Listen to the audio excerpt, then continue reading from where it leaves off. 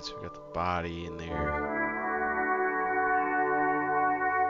I think we just finished talking to the Union folk. So let's check the journal here.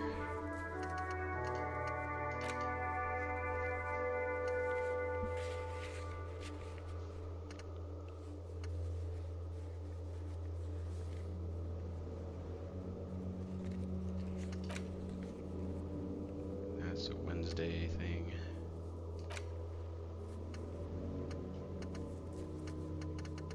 Smoker on the balcony. Can't do that just yet. How do we get to the top of Whirling Rags? Like, if we want to talk to her.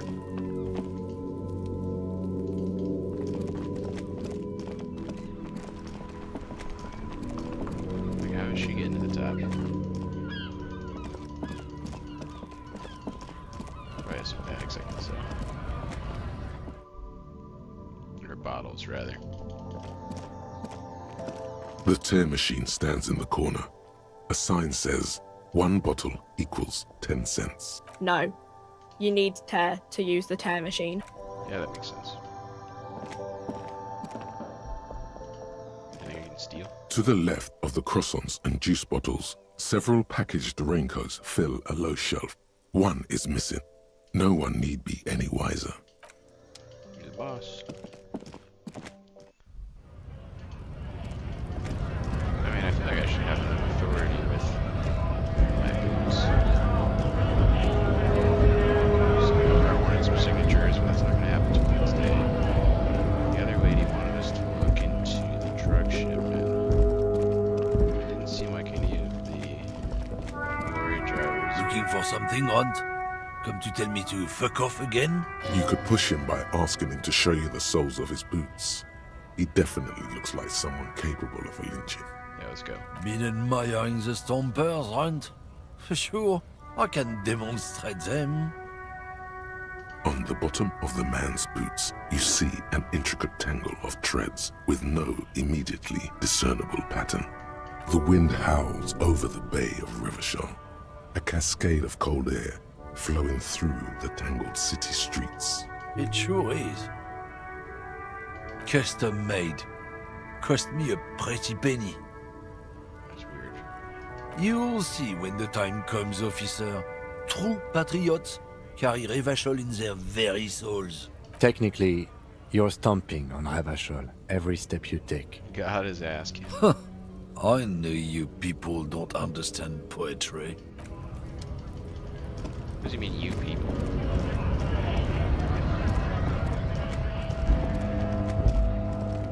Not really that many truck drivers to talk to.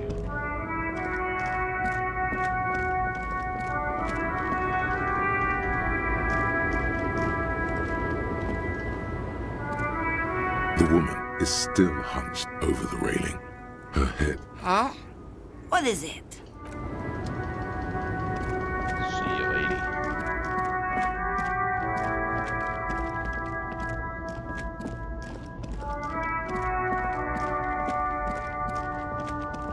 None of the lorry drivers seem particularly impressed with shipping. Talk to this guy. Mañana.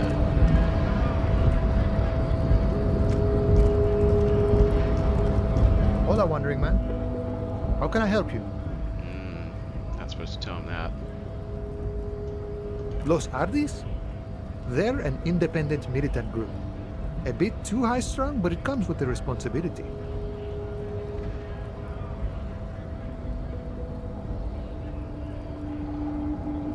They're sort of like you. Preserve the rule of law and all that. Except it's Everard's law. But really, they're just like you. Is he actually comparing you, an officer of the law, to some neighborhood vigilantes? The man whispers a jaunty tune. A coastal breeze ruffles his hair. The mercenary, eh? Who could have killed him? That's indeed the question. Why even do such a thing? That's so. I haven't heard anything about that. But if that's true, well, he was an enemy combatant.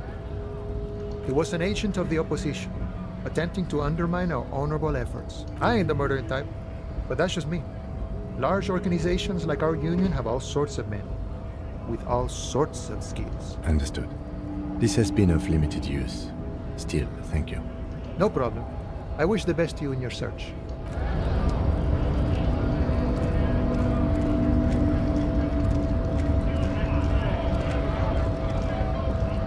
I want to go inside here, man. A lorry stuck in the traffic.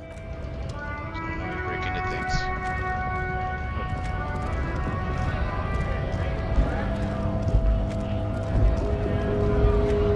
I have a lot, so somebody will land.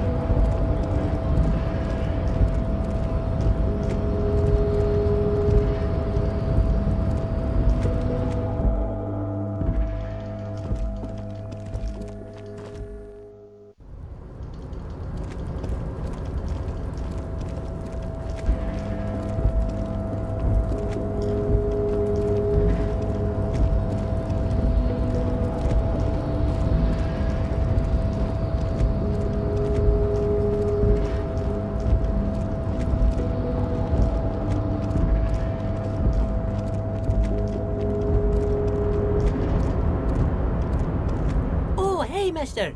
I'm not gonna bother you with a long greeting, just like we talked about before.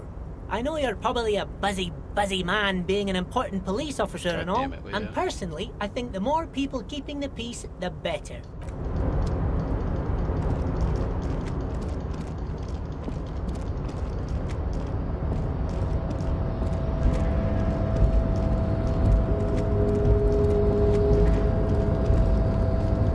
Come on, this time. You're back before the cargo container.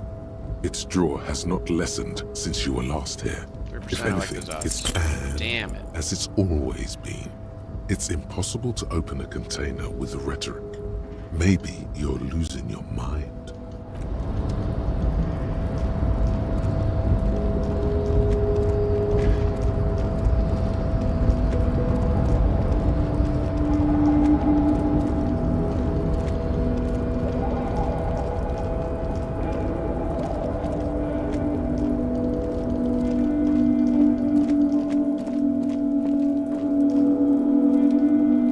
We're getting down there.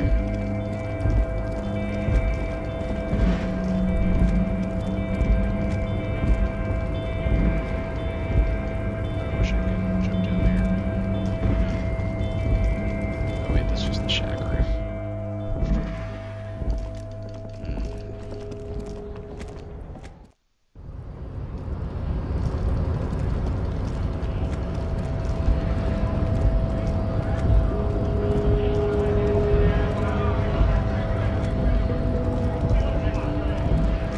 I did find out you can use WASD and the shift key.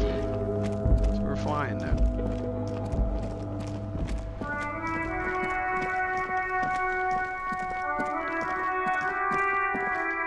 I don't know why I can't ask about the top floor here.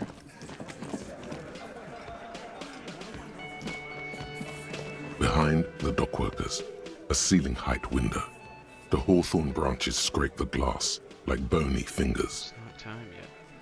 There's a little slide panel up there to let some air in. No need to open it in spring. It's still too cold outside. Interesting.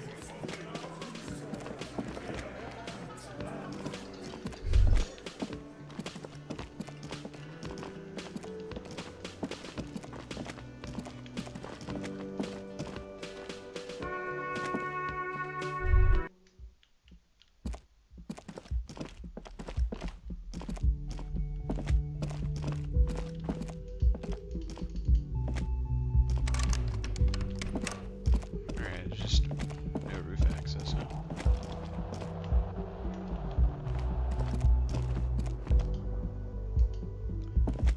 Alright, Cam, don't judge me. Thank you, Cam.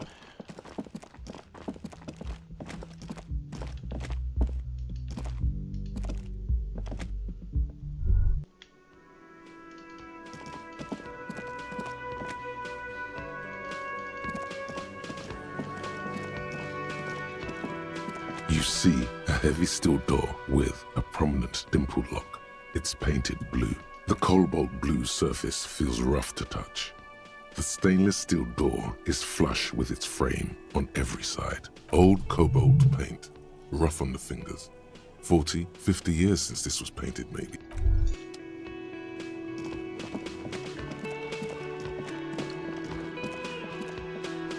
Can I help you?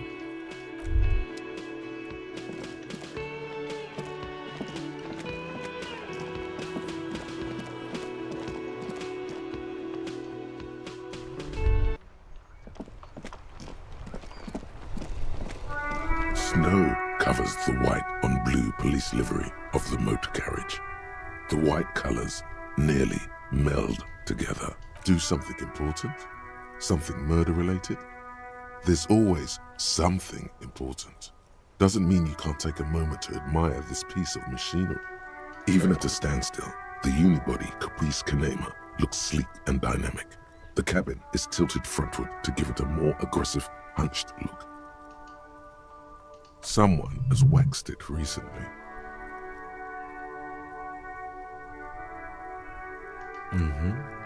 You want to take a closer look? 130. I reckon that's a 7-liter V12 there. 7.2. Supercharged.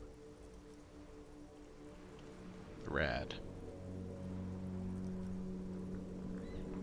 Yes. An extraordinary machine. It's nice and all, but why so modest? Put some zing into it. Flare it up. Slam it down. It's a bit girly right now. Fit it with some proper off-road You components. need to slam it. Anything else?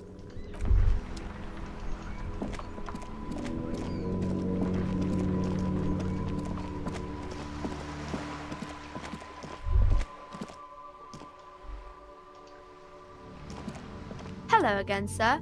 Are you interested in a new and exciting book this time? Okay, sir. I'll try to answer any questions you have. I hope they're about books. My name is Annette, sir. My mum, her name is Plaisance. She owns the store. She's inside minding the register or organising the stock. Feel free to step in and browse our wares.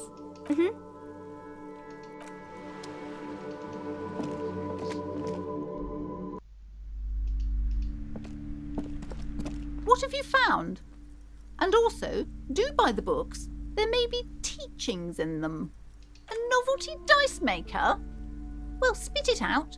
Why does she need the dice? For some kind of sorcery? Sometimes they use the ankle bones of sheep.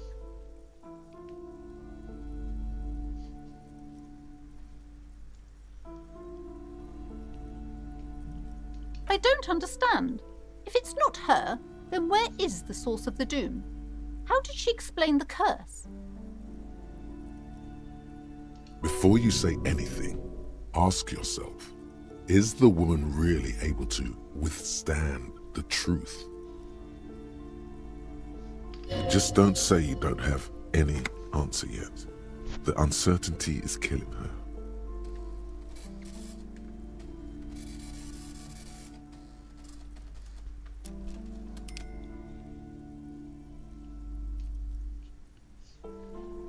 A third order presence, yes. I've heard of these triactors. In certain occult literature, that's too dark to dwell on for too long, and definitely not in public. I understand everything, sir. Thank you for your descending into the maelstrom. I will keep fort up here, strengthen the wards, do my best. And if you happen upon the third entity in your travels, may the Lord be with you. Well, this has been absolutely educational. If we happen on the third presence in our travels, we will certainly come back to tell you.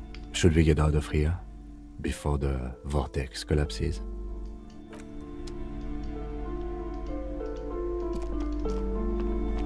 Man, we got some XP from that. Hell yeah.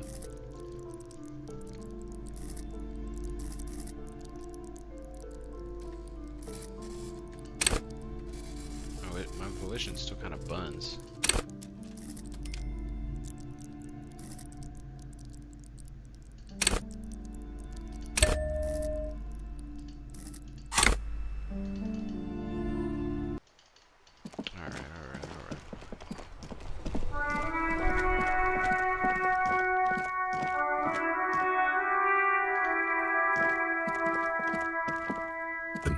call box with a matrix of push buttons lists all the companies in the East Delta Commerce Center. Or just fly through An these. off-key melody starts playing after you ring the doorbell. Then a woman picks up the receiver. Kuno, please stop calling here. Grown-ups don't have time for your stupid games. Oh, I'm sorry, officer. I thought you were... But the doorbell is broken, and the bookstore shouldn't even be on the list anymore. So I can't help you. Please don't call here again. Thanks. A single beep indicates that the line has gone dead. You ring the doorbell, but no one answers. Just seeing the words Andro Orlando gets your hackles up. Its very existence is a threat to your masculinity, to say nothing of your hair. All you hear is static. You ring the doorbell. You wait for a minute or two. Looks like someone has melted half the plastic off with a lighter. You hear static from the intercom speaker. It sounds as if someone has picked up the receiver but isn't saying anything. You can almost hear them breathe. Yes, hello. This is Tricentennial Electric. Have you come to place an order? Wait, but what happened to Slipstream SCA? There's no Tricentennial Electrics on the list. My God. The lieutenant exchanges a look with you. It's you. My God. I didn't think I would hear your voice. It's a woman, and she knows you. Your heart beats faster. She must be mistaking you for someone else. Michelle, just please. Sounds like a ghost. Wind blows through your clothes and you This is a feel ghost as far as detached I'm from your concerned. surroundings. Inside the building, a cold memory hangs. Why did you even call? I don't understand. You've been gone for months. I thought you didn't care. Ever since I came to work here, it's been different. As if my mind's been wiped clean. A spot of static overrides her words. When she speaks again, it sounds like she's submerged. It's so nice. It's so nice to be able to finally meet again. She sounds like she's about to cry. The cold is deep under your skin, as if you were talking to someone who's 100 years away. Somewhere inside the building, water is flooding the cellar floor. She doesn't answer. Silence. The only thing you can hear now is static and waves washing ashore on the bay. Another seagull passes by. It's getting cold standing here, staring at the silent call box. It must have been some kind of faulty wiring. We should maybe stop playing with this doorbell. It looks ancient. You press the number sign on the keypad that terminates the call. 12 name cards on the call box read. No, hold on. The last thing you need in your life is more hysteric emotions. Forget it. Find something else to do. Silence. No one's home silence. No one answers. Nothing happens after you ring the doorbell. You're going to just stand there and take it from a doorbell?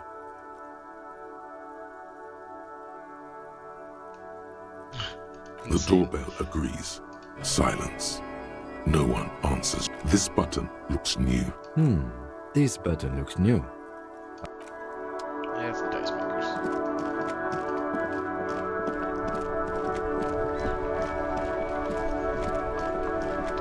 Perhaps we go back to the corpse and see if we can find some new information from it. Is this thawed at all? Or is it still going to be... This orange machine is dead still. You slip your... No.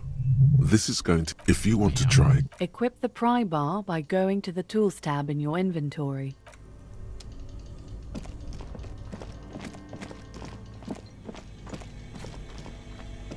The bear's eyes are still glowing red.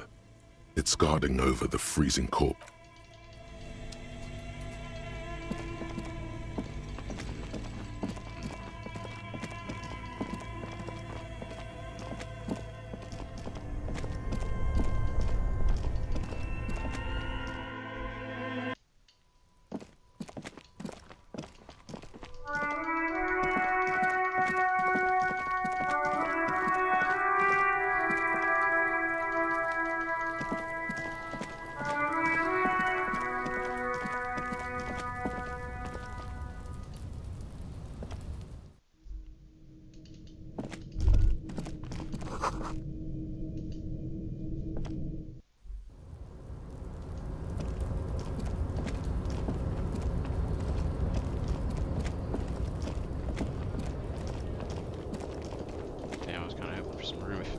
access from over here. Alas.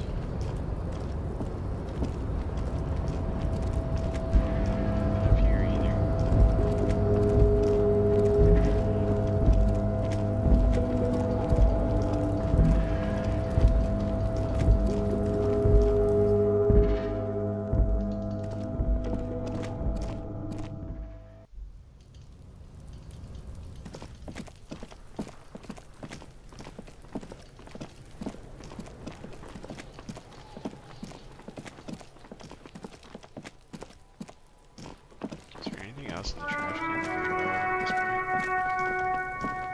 The trash container stands in the spring snow. The smell of rotten food rises to greet you.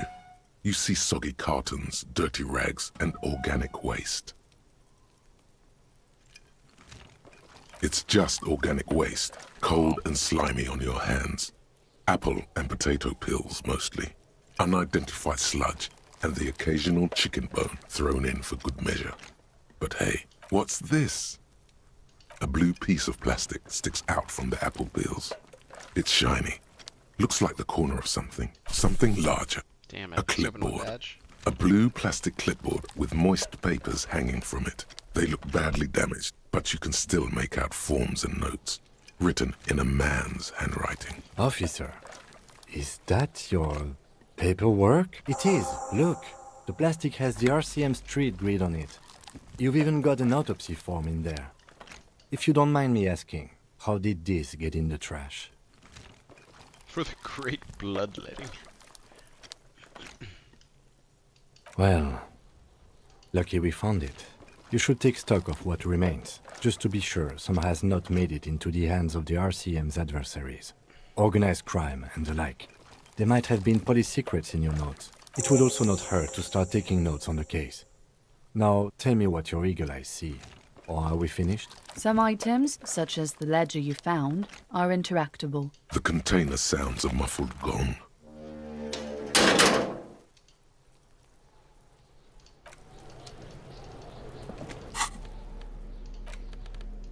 Oh, dude, I didn't even take the trash off of it. It's the ledger you found in the trash. A pitiful cabbage of white and yellow papers hanging from plastic board, barely held together by a metal clip. This sad display is made complete by the faint smell of urinal cleaner. Urinal? There's a piece of toilet paper, or is it cleaning tissue? No, it's toilet paper, desperately sticking to the back of the blue plastic clipboard. It's a metaphor for you. Yeah. It's just toilet paper sticking to the back of the plastic clipboard. You can take it off if you want. Leave it there, it's cool. Still wet. The toilet paper peels off the plastic easily. All you have to do is shake it off with your finger and voila! The ledger now looks marginally better. Smell the ledger. Who can resist? The acidic stench of rotting food is rubbed off on the cellulose. It now forms the base of the experience. This base surrounded by a faint air of spoiled meat, the stuff of death itself, and then sprinkled liberally with the citrus zest of toilet cleaner. You know, like the bits they put into public piss bowls, probably called Fermi Discrete, or Axle, or something. At some point in its journey, the ledger has seen the inside of a public toilet. Your nose does not understand what it did wrong. That's sorry, nose. They're not exactly white. They're yellowed in patches by sunlight and alcohol, and covered in dense blue handwriting. Ink escapes into watercolor patterns, reaching its tendrils across entire pages. The paper itself is checkered, with faint red lines, forming short paragraphs. Once in a while, there's a red stamp that exclaims, "Case files commit to paper."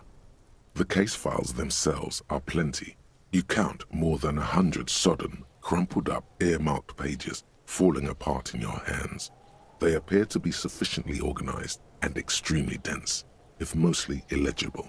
Work, strife, poverty, the Jamrock Quarter. These are handwritten logs of investigations dating back to January 51, this year. The exact number is hard to estimate due to missing pages and an odd naming convention.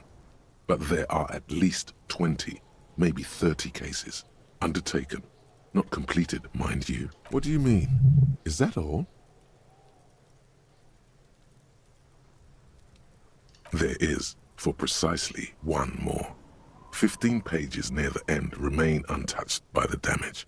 The checkered grid forms a structure of passages, breaking the case into subtasks to accomplish. The ledger only comes with an old, worn-down lead pencil.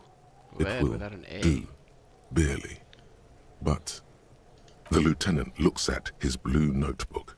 2 fat, shiny pens hang from the binder, like large-caliber bullets on an ammo belt. It's downright incriminating.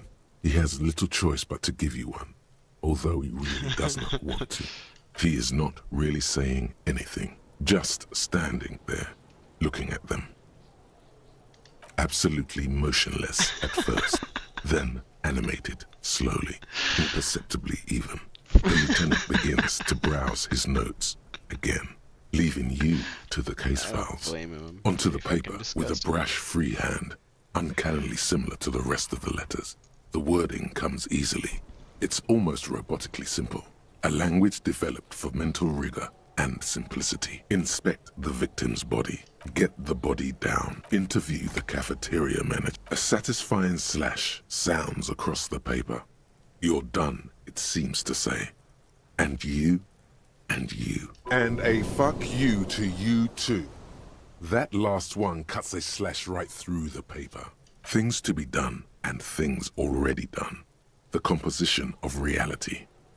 This is an extremely useful tool for a detective of the citizens' militia. Now all that remains is to name the case. No, actually. Any ideas? Great. That's great. That's actually what I was thinking too. The Hanged Man. Good, strong name. We have a very good name for the case now. It's the most enthusiastic we've ever heard, Cam. I'm going to start calling it the Hanged Man. It's good we sorted this out. You don't exactly close them, so much as distance yourself from the smelly papers. They're a little further from your nose now. An aluminium block runs the width of the board, biting down on the paperwork. Its crocodile teeth are the only thing keeping the papers together. A regular pencil, the tip worn down to nothing, has been attached to the clip. Dude, I'm gonna cut my finger on that. A bunch of sodden papers sag from the clipboard in your hand. It's a sorry sight. In the back, you see thin, translucent copy paper. Some neon yellow, some bright red, all covered in boxes, like marching armies. These look like official forms, waiting to be filled out. 3. The topmost are misconduct fines. The rest of the stinking cellulose is much worse for wear. Being sandwiched between the board and the rest of the paperwork must have spared the fragile copy paper.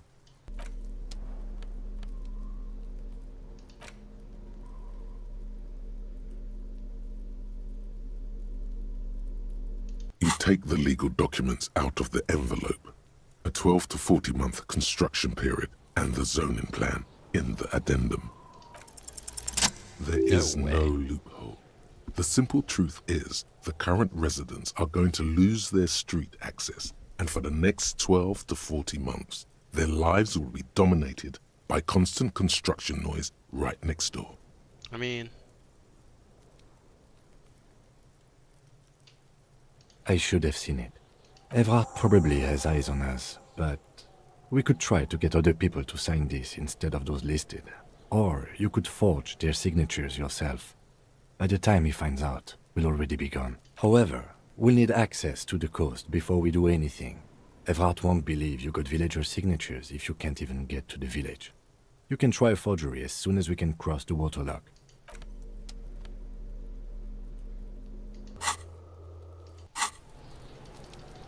That's an interesting proposition there.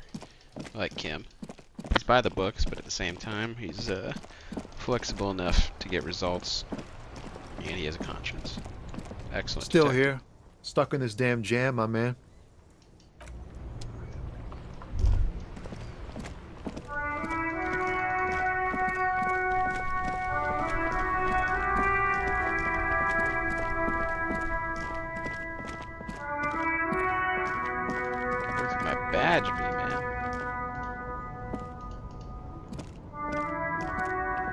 Everything's still cool here, officer.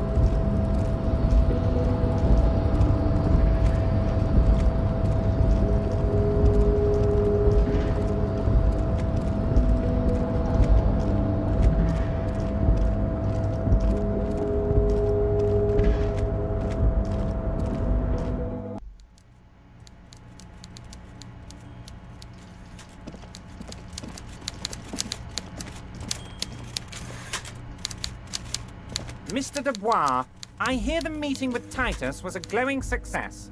That's such a relief. Now, what can Everard Clare do for you today?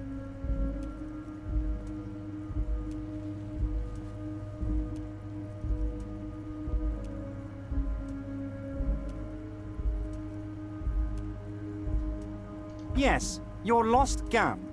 My best men are on it. They're turning every stone, searching every playground, asking kids, grandmas, everyone. Your gun will be found, Harry. Let me assure you of that. It's just a matter of time and effort. The only way to find it seems to be working with him.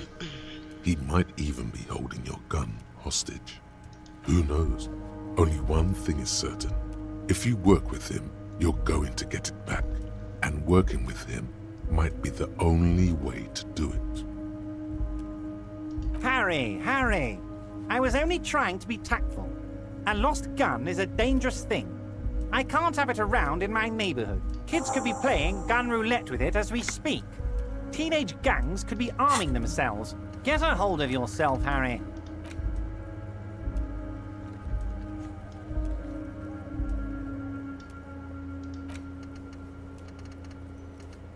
Where am I missing this?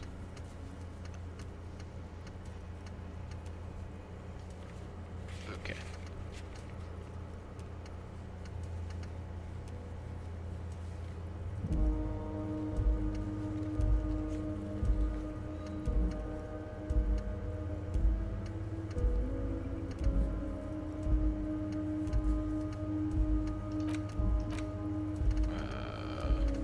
Oh, done now.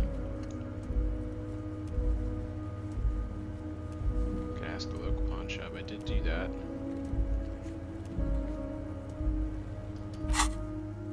I assure you, we are working on locating the missing sidearm as well. Excellent, Mr. Kitsuragi. That's excellent news. Looks like we have a friendly gun-finding competition on our hands. Most certainly, Harry.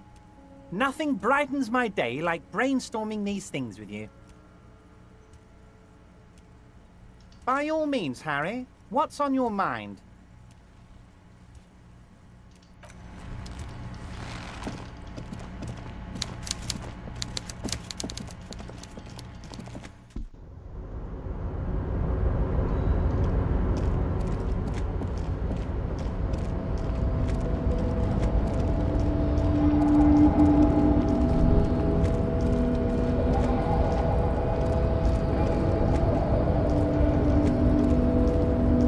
I'm sorry.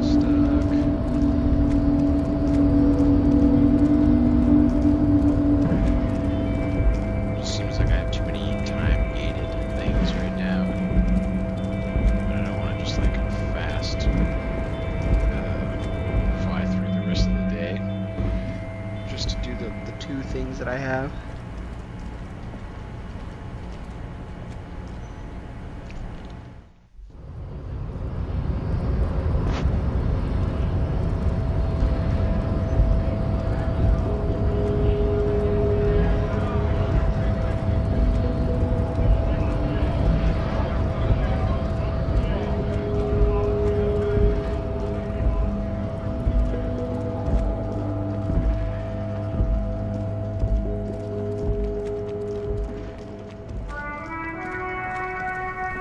Inside, you see a set of steering levers, a radio microphone. This is Precinct 57. How may I assist you? Just a second, officer. Sylvie Malaika on the line for you, officer. Yes. Hello? Oh, great. What else do you need, detective? Please, no. Not this again. Everyone saw your cool gun, detective. Oh no. You were trying to impress some people with it. Everyone was eating and... Sounds like it's going to be bad. Do you really want to know? You were waving it around in everyone's face, begging them to describe it. You said it calms you, and then you started making suicide jokes. It got pretty graphic. Maybe she still wants to get coffee with me, though. People tried to back away from you, or even slip out of the door. But you screamed, "I am the goddamned law, and you have to listen to me. You are all suspects in a murder investigation." No idea. All I know is next you were waving around money instead, saying things like big bucks cannot lie and guns can't buy money, but money can always buy guns. Wow, I'm amazed I didn't get hanged up on a tree. It almost looked like you pawned it, but believe me, I did not ask. Well, you tried to jam it down the toilet, sir, clogging it completely. After I had unclogged the toilet and retrieved the paperwork, I threw it out in the trash, thinking you didn't need it. How did I get a clipboard in the toilet? I am sorry about that. Anything else, detective? She shouldn't be sorry. You hear the call breaking up on the other end of the radio, and then the already familiar voice. Anything else I can help you with, officer? 57's over and out. In the cabin, you see a set of steering levers. We have not invented the steering wheel yet.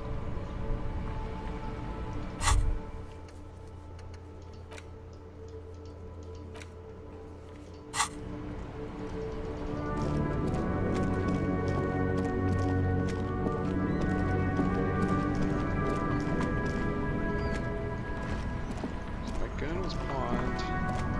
A mysterious woman bought it. Then what?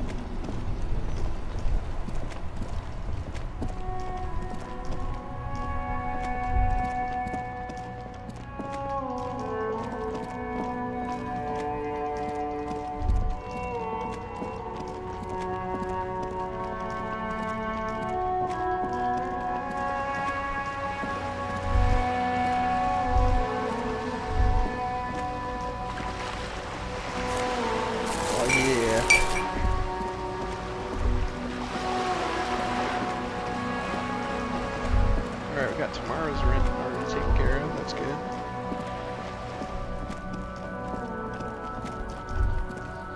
Trying to sneak up on me again? Trying to snuff me out? Get away, pig!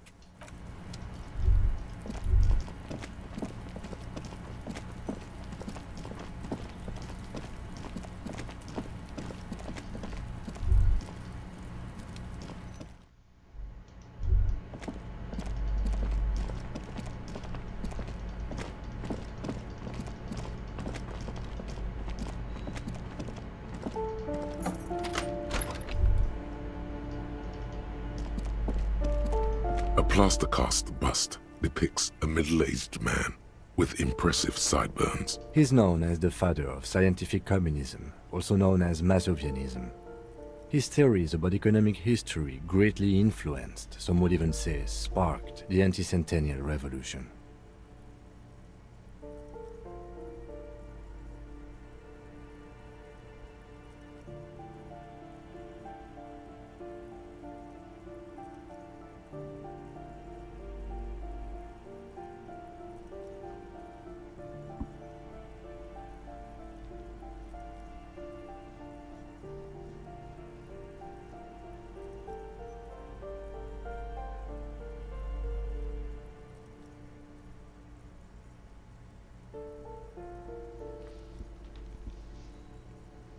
I suspect that's exactly what they are trying to do. There aren't many communists around, not after the revolution. Some youth still keep the ideology going, it seems.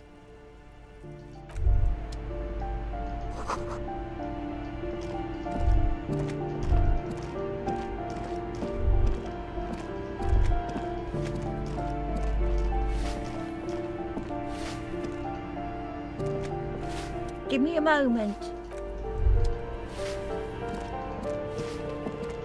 I remember this.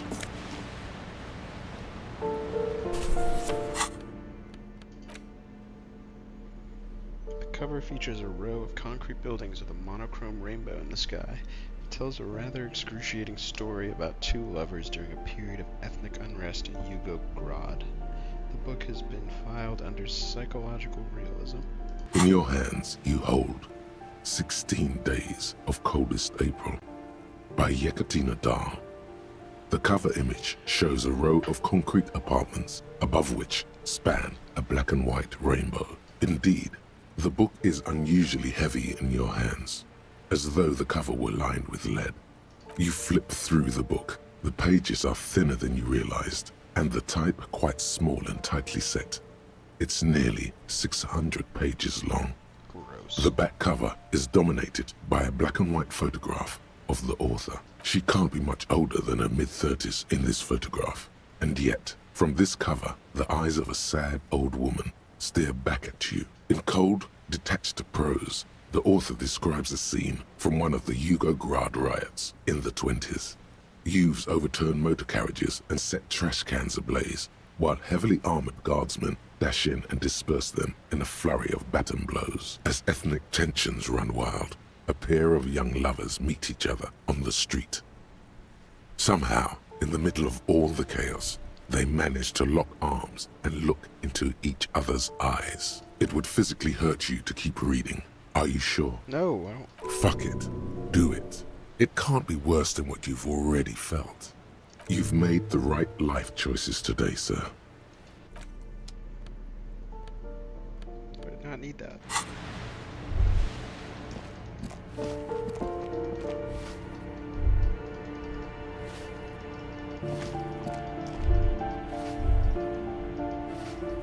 Dude, I was like so thorough on the first day that like I just don't have that much to do.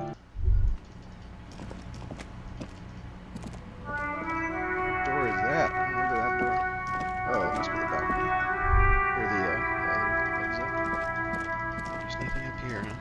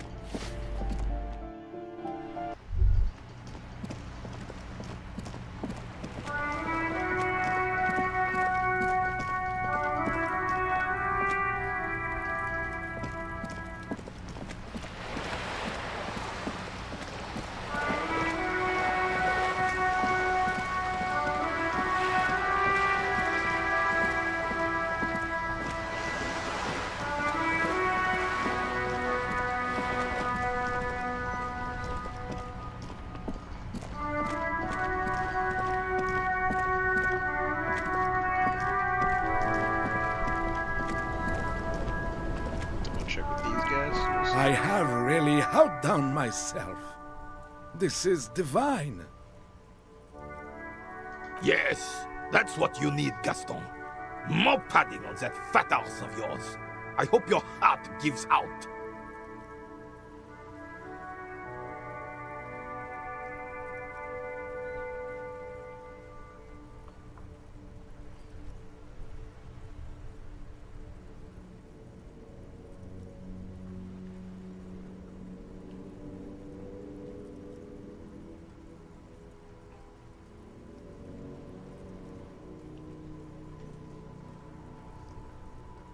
René, it's a little pleasures.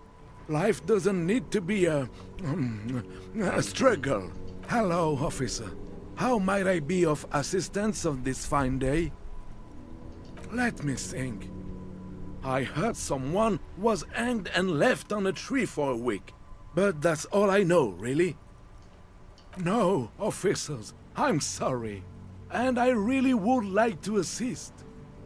You are both good guys. I can see that. Then help them, you wimp. You have plenty of shoulder with the ghost caviar in the Union. Got that ass. Someone must know something. I wish I could, but I just don't know anything. I always keep my nose clean and don't gossip. Everyone knows and respects that. Respects? I'm not even anyone. Of course he's holding back. His mouth is so full of Union prick he can't even speak properly. My man. Can I at least finish my fucking sentence before you piss on it? Is that okay, René? I'm not anyone important in the Union. I just know Evrard. Everyone in Martinez knows the Clare brothers. I taught these boys human studies and history in the gymnasium. Gymnasium. I love that word. It's a good word. What do you know about history? You never witnessed history, only heard about it years later, when it had already moved on. You don't know history. The old soldier mumbles something under his breath and turns to face the sea. The blind leading the blind doesn't even begin to describe it, is what he said. Let's try not to get caught in a crossfire. Oh, in many ways, yes. Like an honorary member. I attend meetings and parties, help with little things. Evrard, Edgar, and the older debarders all know me. Oh yes, not in the technical sense. I don't have a vote or a membership card, but Evrard keeps me on the payroll, just for the little things. Of course he's not a member. He's not a member of anything. I knew that. He's a Vezavain. Turns to where the wind blows and tries to look important. Yeah, bro, I'm not sure they're friends. I hate the socialist rabble, but even siding with them is better than living your entire life on the fence, never committing to anything. Pick a damn side already. This dude's a hater. Writing work mostly. Occasionally, he needs something written, and I happen to have a way with words, people say. Oh, nothing official, I assure you. Just essays for the newspapers. About Martinez and how things are and how they could be. Evrard and I have these long talks where...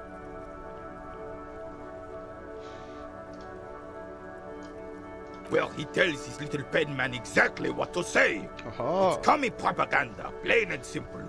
You should be ashamed of yourself. On the Union track? Writing work, oh. Well, he tells his little penman exactly what to say. It's commie propaganda, plain and simple. You should be ashamed of yourself. That's just the way things work around here. No reason to feel bad about it. No, thank you. For...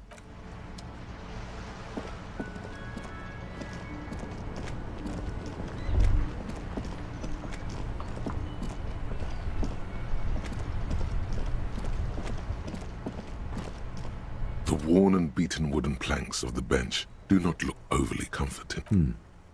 We can sit on benches after we've solved the murder. Let's go. You can revisit the bench if you ever need to pass the time when Lieutenant Kitsuragi is gone.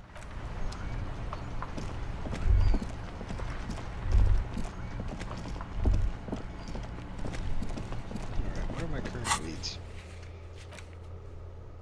Establish authority.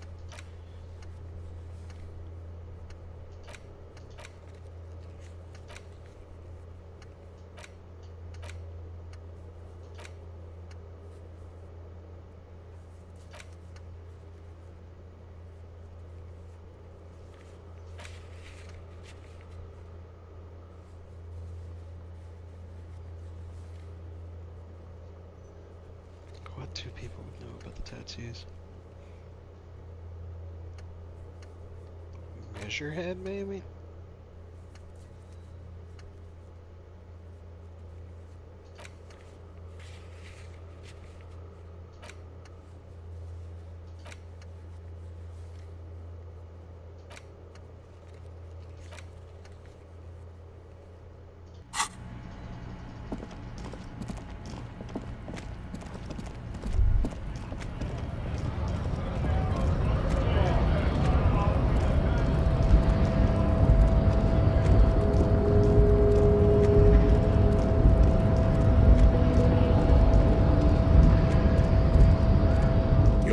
descent has temporarily halted, but you will fall again. I am not the first line of defense. I am the last. In addition, these so-called Hardy Boys are an effeminate clique of bodybuilders. Their company is spiritually degrading. The Hardy manlets are on the pay of the company. I answer to the union alone. And I do this out of race heroism. Finance is an alien concept to the Simonees. Now leave me be. I must luxuriate in the company of my woman.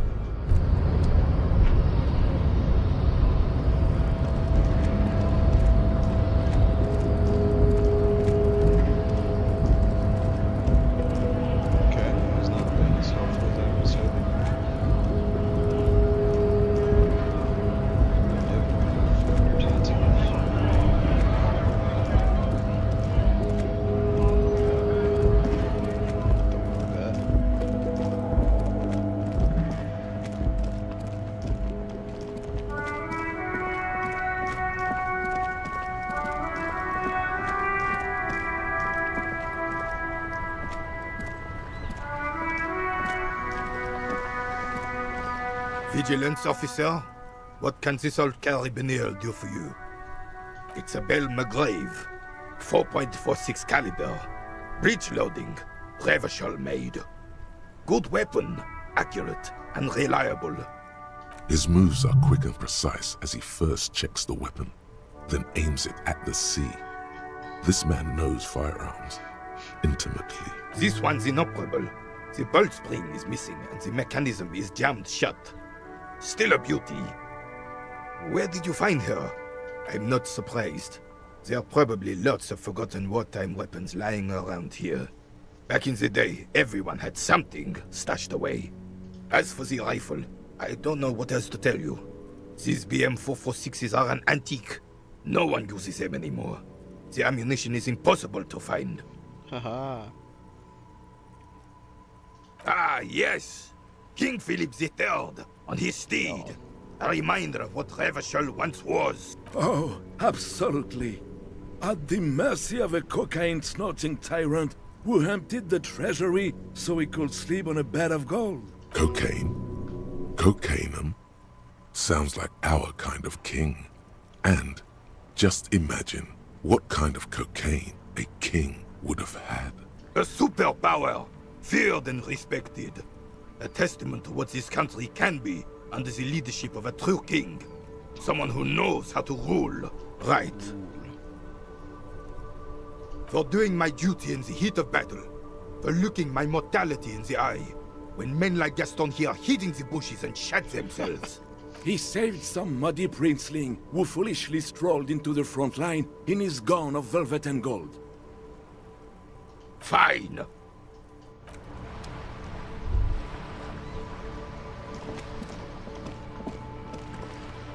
Damn.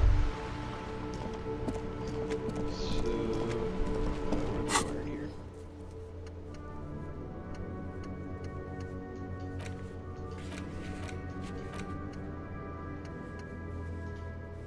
I guess that just means we can sell the gun, because, like, I guess that's just one way of explaining that. Yeah, because it's not under tools or anything.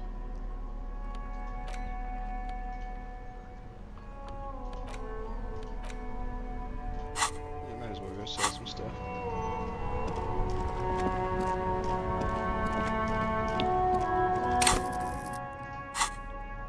Put away my flashlight there. That guy's no fun.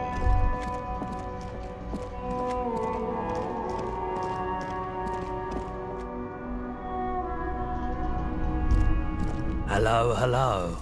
Let me know if I can help you with anything. Sure thing. Maybe. Shady-looking guys came in here yesterday, looking like they'd just taken off their Wild Pines overalls. They asked if I have a police weapon to sell. I told them I already sold it. They went their way. It was a trip, but you know, All sorts of people come here, asking for all sorts of things. Wait, then it might be true. Everard's claims. Maybe Claire really is tracking down your gun. Sure, man. Sure, let me have a look. Anything else you're thinking of selling?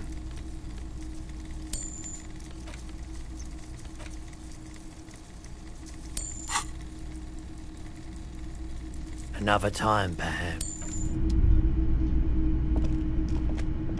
What a shirt.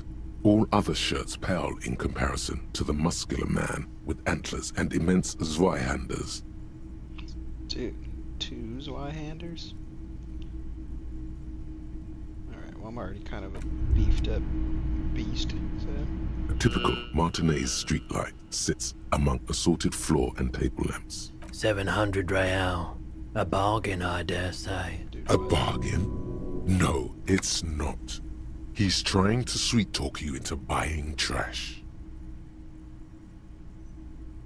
Hey, I don't know where it came from, but it's not every day you get to buy and sell something so extraordinary. Why would I ever buy that? The boomboxes wait on the shelves, and your boombox, that gold and amber Harman Waushi, stares at you longingly with its tape-reel eyes.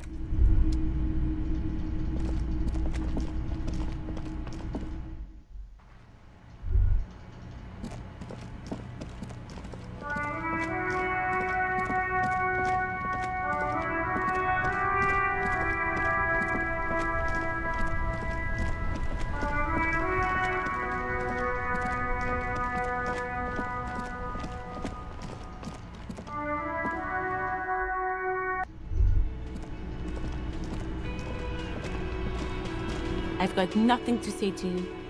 Why are you wasting your time?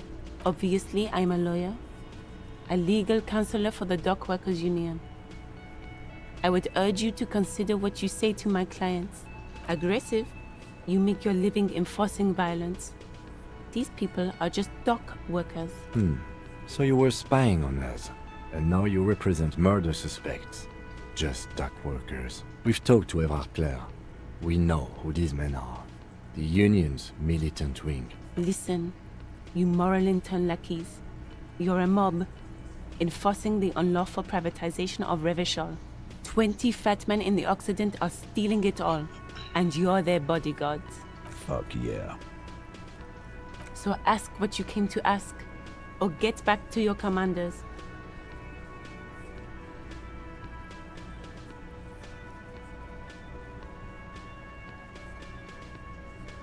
Look, a comedian.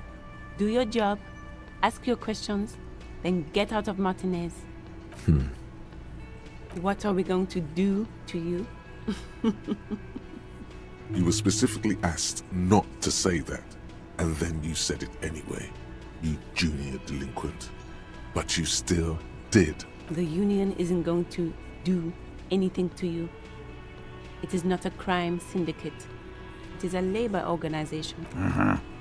Goddamn right it is. If anything, it is the RCM who do things to people. But we digress. Looks like the circus left him, but the clowns are still here.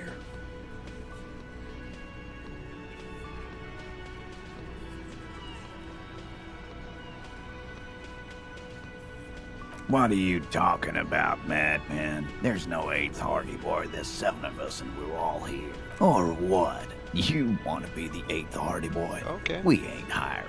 Actually, boss, we've been talking and we think she could maybe... This person Glenn wants to hire, he really respects her. She? So there's an 8th Hardy, and it's a Hardy girl. Who might it be? Elizabeth? The gardener? Shut the fuck up, Glenn! I do the talking here. Now what the fuck do you want, cop? So let me get this straight. There is an 8th Hardy Boy. It's a she, and you don't like us talking about her? That's right. We're not talking about this. This is a private Hardy Boys matter. Nothing to do with your shit. In. You're not cops here. Don't go digging around if you don't want a bullet in the back of your head. I'm watching you. Good. We are all watching each other. Officer, your question. Dude, 42%. Oh, it's a white check at least. Again, just get the dead guy's autograph, since you're his biggest fan. Good one, Titus. About fucking time. Clearly, I need more intel. You need the 8th Hardy Kobold. I've got nothing to say to you. I am not. You could be, Liz. You could be anything. You could even be a model. Even a mod? Glenn, I went to law school. I am an attorney. He's right. With a face like that, she could be on the cover of Le Debutante International. So fucking what? Lots of models are actually really smart people, fuckwad. No, Glenn. They aren't. Got them. Got him. Maybe that's a good point. Bonus from thoughts, -1. Are we still investigating or internalizing that? It's killing me. Another 51 minutes.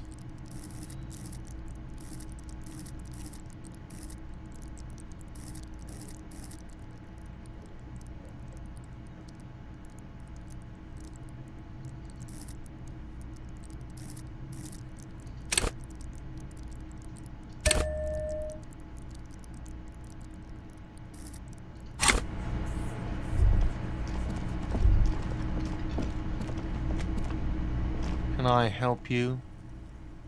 Another thing. Great. I love those. Yes, and the phone company is taking its sweet time sending someone to fix it. Losers. Who told you that? Fine, yeah. It looked like someone had messed with the wiring. It was shortly after the hanging, but I don't know if it's at all related. Plenty of arseholes around here who aren't murderers. If you do find out who cut the line, though, let me know, so I can forward them the repair bill. What are you, a cook now? That's none of your business. He wasn't pan-fried, he was lynched. What could the kitchen possibly have to do with... Fine, okay. The kitchen is closed until 1 p.m. because the cook is working. You can snoop around after that. Yes? Seems like I can go in now anyway. Does this guy know about tattoos? The man ponders his cooking utensils and gives you a little nod, acknowledging your presence. He smiles and bangs his ladle. He looks up. Shrugging is an international sign.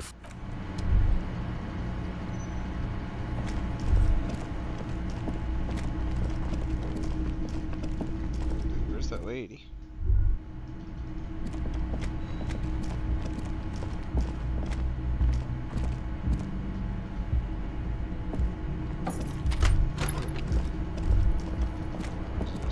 The bed is still cold. Kim also tries not to look at the pile of taped viscera on the carpet, or the weird suitcase on the hat rack, or the potted plant dying in the corner. But it's all just too morbid to ignore. The man is finding it hard not to trip on the tape, and not to send any of the bottles rolling across the floor, where unidentifiable sludge makes it hard for him to breathe. Oh, no. Smells of vomit in here. No problem, officer. Oh, Kim. So tactful. Curious about that suitcase, though. What's up with the suitcase?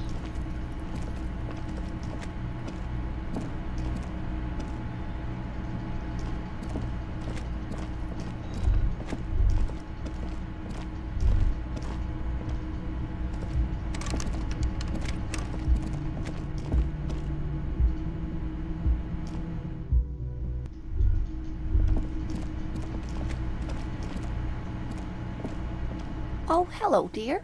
There you are again.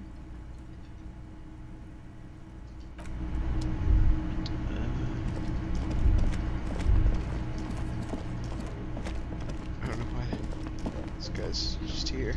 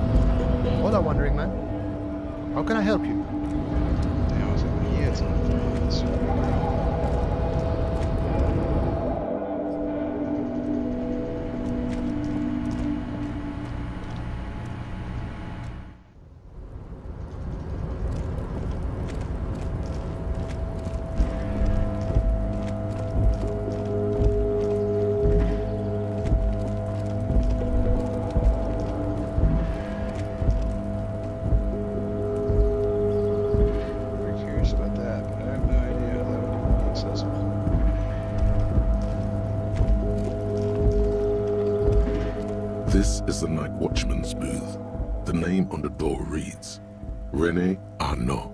The chair is not as austere as the rest of the booth. A thin grey pillow is attached to the seat, secured to the stiles by black ribbons. The drawers are empty, save for old timesheets and receipts.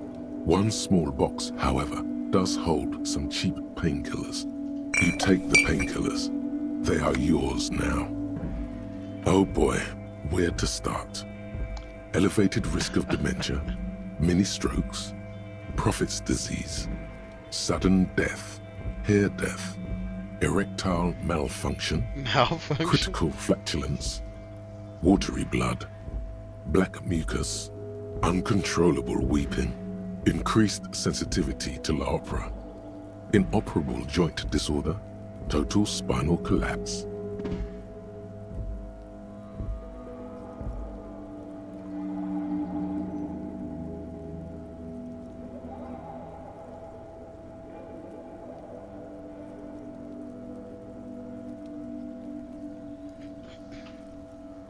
Don't think about that. Quick, think about something else.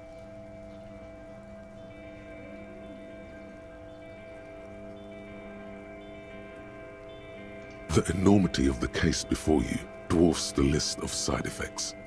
You can't even see the side effects anymore. They're nothing to you.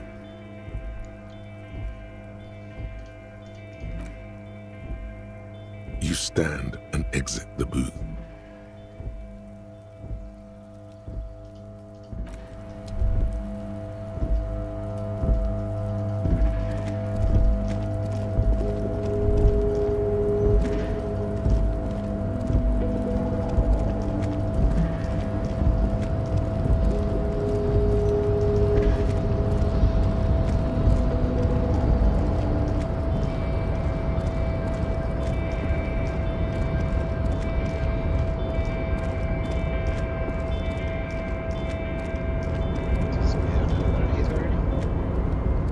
Mister. Not at all.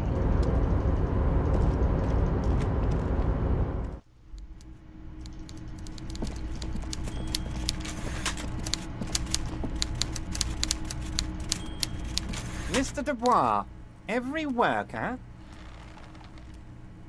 and for his fellow man. That's right, Mr. Dubois. You're turning out to be quite the individualist there. So, you had business with me?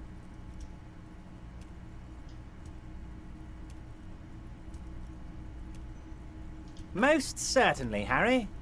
Nothing brightens my day like brainstorming these things with you.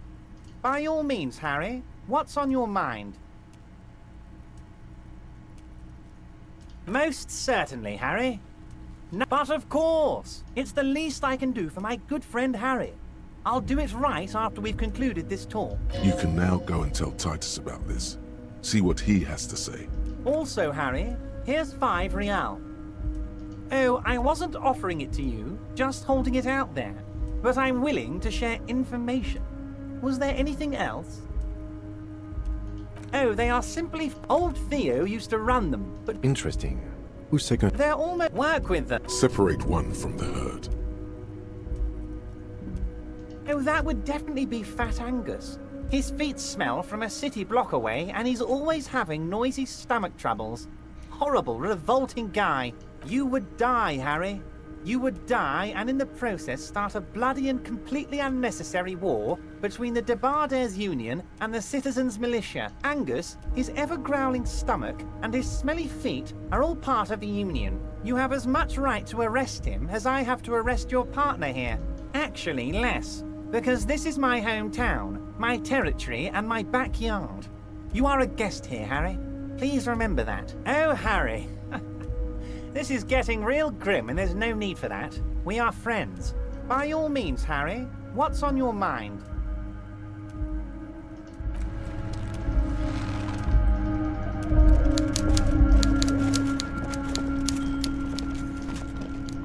Why does nobody know about this 8th Hardy?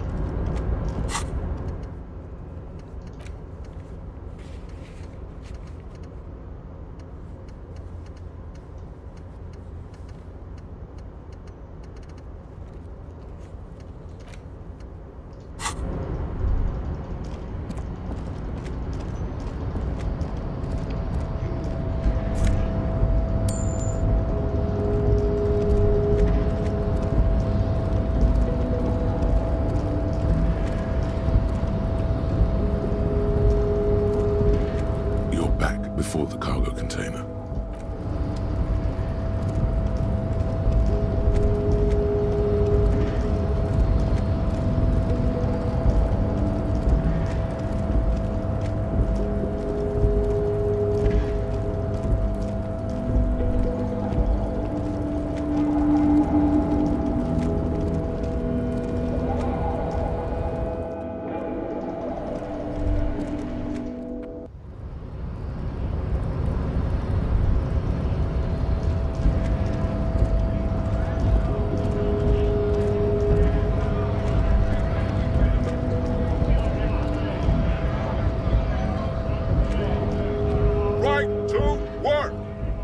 What's it to you? Am I a suspect? Done no crimes. We're all workers, right? Workers stick together. Came from the eminent domain, in Jamrock. Backgrounds in odd jobs. Heavy worked at territorial. Ring a bell? Uh-huh. It was a long time ago. What's it to you? No. Don't think we've met before. The man has turned his attention elsewhere. He shakes his fist slowly while observing you. Honest men and women with rights. We came here to help. I have a question. You think they follow because I'm...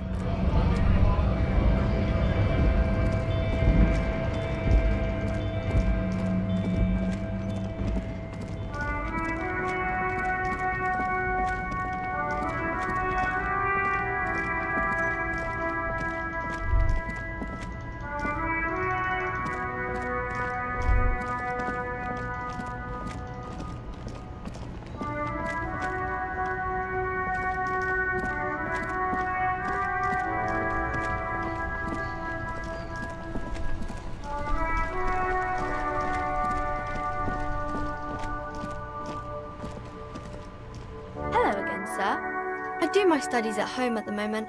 I have to help Mum keep this place running. Mum says it's necessary to do both because it builds character.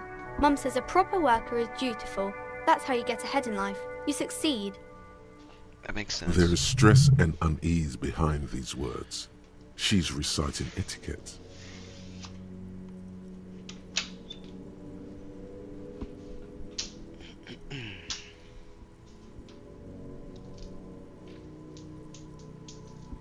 Sorry, just closing my window real quick.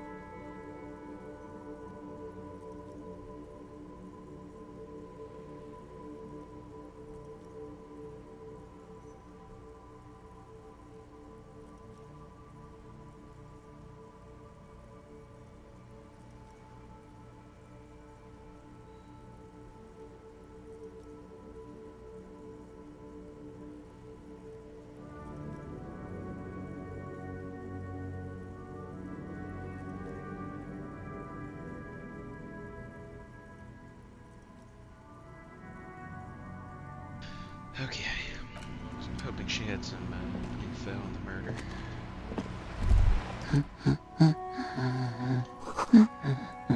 Looking for something to read. I know you are. Everyone can see that. The rectangles. Mm-hmm. What with? What with? A lot of things. This citizen thinks she can do without your assistance. Don't buy it. They all need help. Help her by carrying things? Maybe she needs a weightlifter.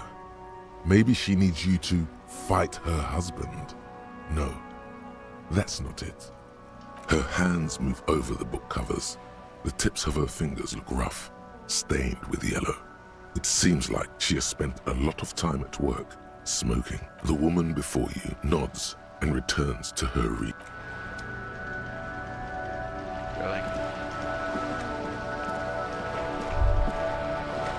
The sight of bullet holes stirs something in you, making you forget the lieutenant's surname. The faded marks are too degraded to draw any forensic conclusions. Just chips in the sandstone. Where? There? Those are old. We should focus on present crimes, from the present century. Yes.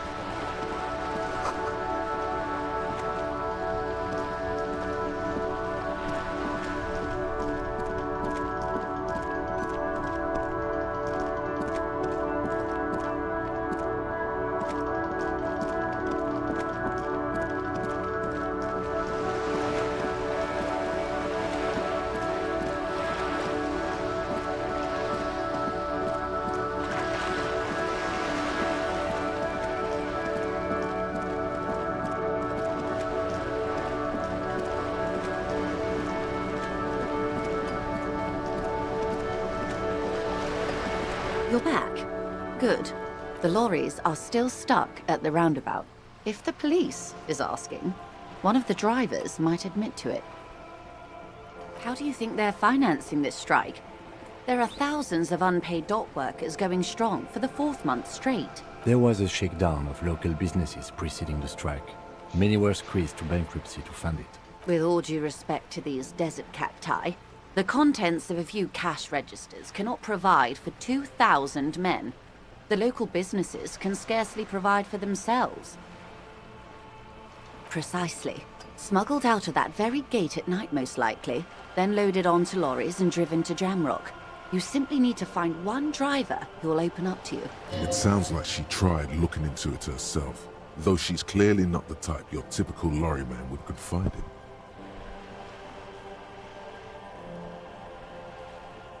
The two might even be connected.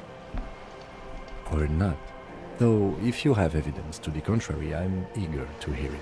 As eager as I am to share it, Lieutenant, once the job is done. Yes? Excellent. According to my reports, there are at least 3 lorry drivers lingering near the roundabout. Hopefully one of them will know something. It may come to nothing, or it may just blow the case wide open. I suspect the traffic jam won't disperse for a few more days. You should have the time you need. In the meantime, let me know if there's any other way I may be of assistance. Clearly the point is that, like, the Union is evil. Because it's corrupt, but also, I mean, the company sucks. It's profitable, so everything sucks. But I cannot find my ID badge.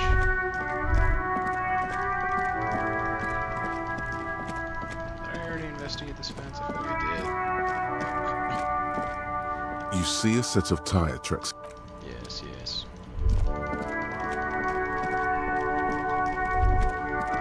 Start with this guy. Still here. Stuck in this damn jam, my man. What's up? Ah, man. Me and narcotics go way back. Had some good times surfing the psychic waves of my own consciousness, you know? But those days are behind me. There are other addictions in my life now. Why the inquiry, my man? Hey, man, that's serious criminal talk. Are you trying to pull some sort of an entrapment thing on me? Entrapment is where a law officer gets a person to commit a criminal offense they otherwise wouldn't commit, often through some trickery or fraud. Yes. It's like trying to trick a person into doing something criminal that they'd never do. Then what are you trying to accomplish? So much for subtlety. Better get straight to the point. We have a credible lead, sir. Someone on this roundabout is waiting for a bulk shipment from the harbor to load it on their lorry and drive it to Jamrock. Not me, man. No way. I don't need any trouble.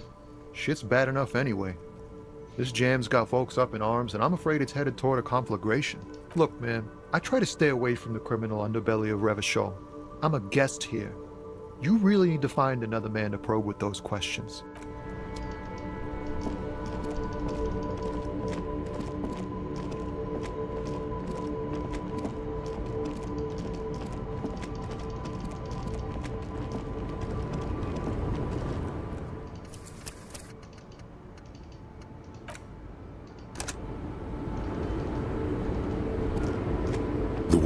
is still hunched over. Huh?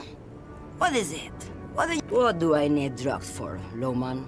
What I see, what I feel, the great adversary, no drugs can compare.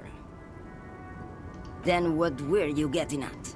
This line of questioning is going nowhere. Try harder. You're mad, Lowman. What of it? Maybe. Probably not.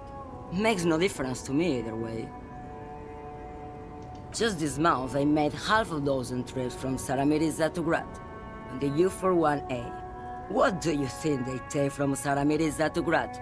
No, Lowman, diamonds. Damn this. Make her answer. I would never make fun of a real lawman, Sheriff. Ma'am, you're not responsible for what the client puts in your lorry, as long as the seals are not opened. We officers know that. Lay off her.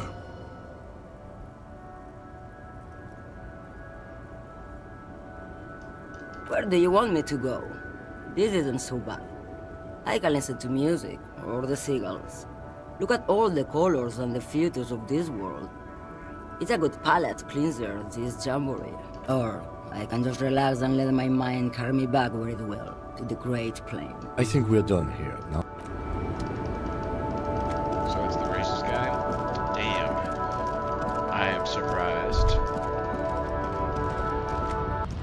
An opportunity. A lorry stuck. The windows are fumes of heavy fuel oil waft over you. Make a lorry stuck. The window, fumes of heavy. The back end. Racist, nationalist,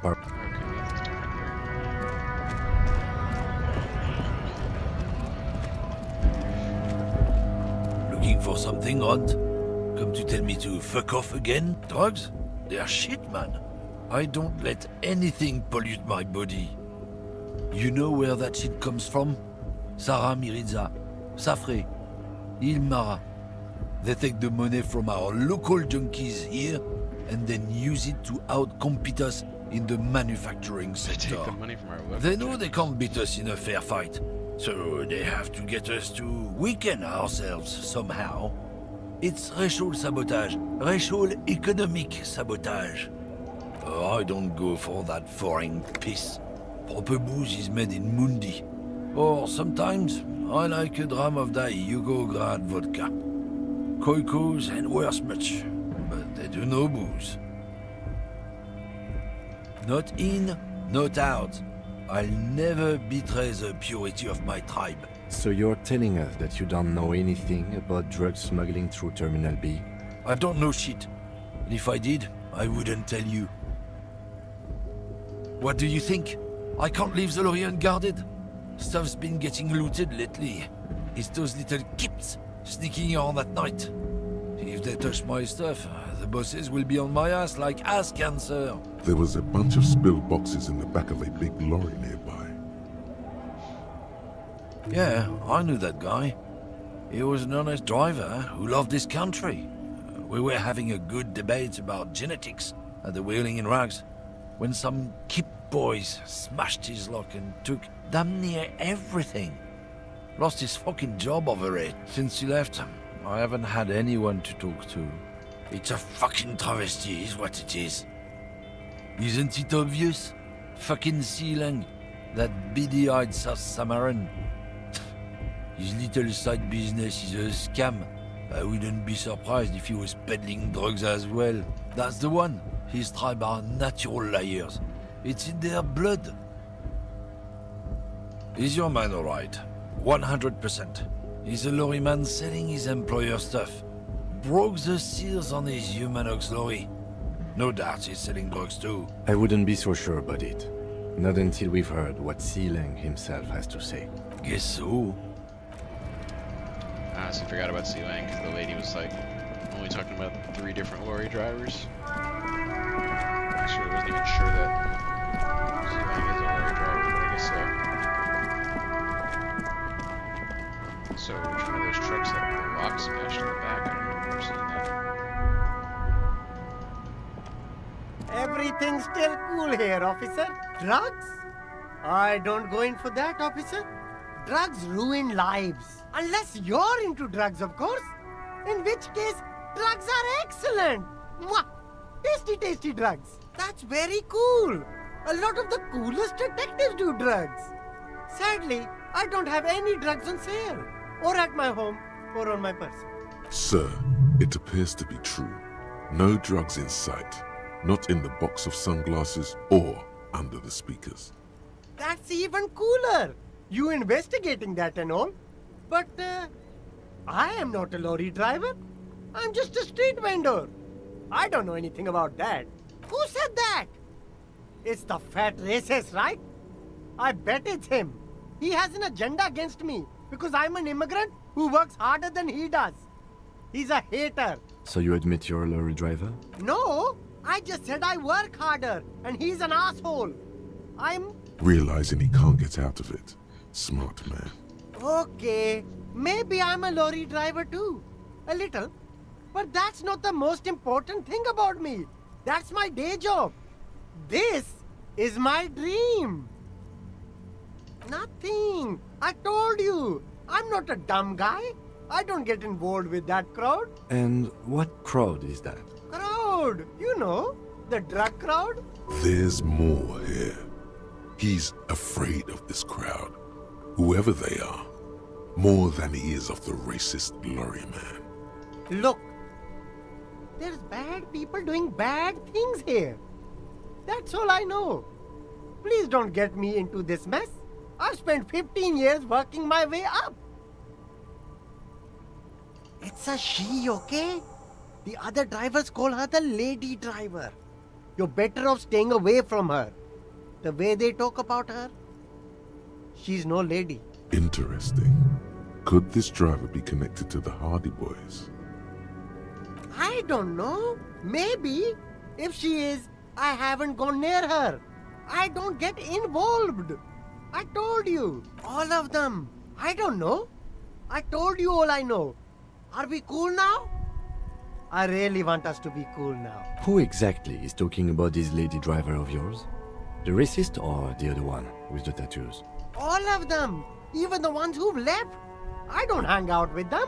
I don't remember who has tattoos. I don't know. I'm not local. I don't know anything about that. All right. I scored. Let's cap this off with a purchase. You can walk away from here with funky sunglasses, detectives. Both of you. You deserve... Start with a little compliment, then work your way up from there. This is about business, remember. Oh, okay. After all this mess, the broken seals, lying to you, come on. An investment? What kind of investment?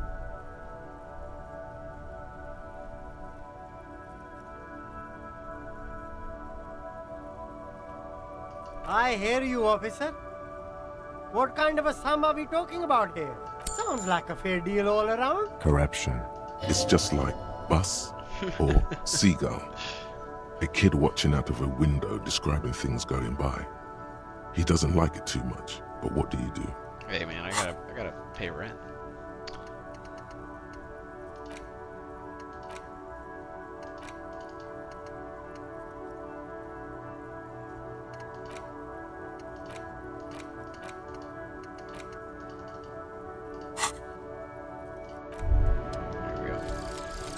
Rigorous self-critique. Here it is. Hard facts from the man you are. You once jerked off in the locker room and were caught. You held a young woman by the arm and kept her in your apartment for 20 minutes against her will. Ew. That's right. These are not flights of fancy. These are real deeds, Harry, emerging from the darkness of your past. You tried shooting a fleeing suspect in the foot, but hit him in the pelvis, crippling him for life. And, above all, you let life defeat you. All the gifts your parents gave you, all the love and patience of your friends, you drowned in a neurotoxin.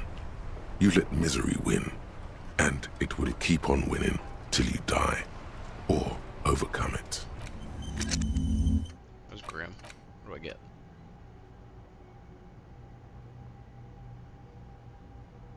Oh, sick. Okay. So actually pretty good.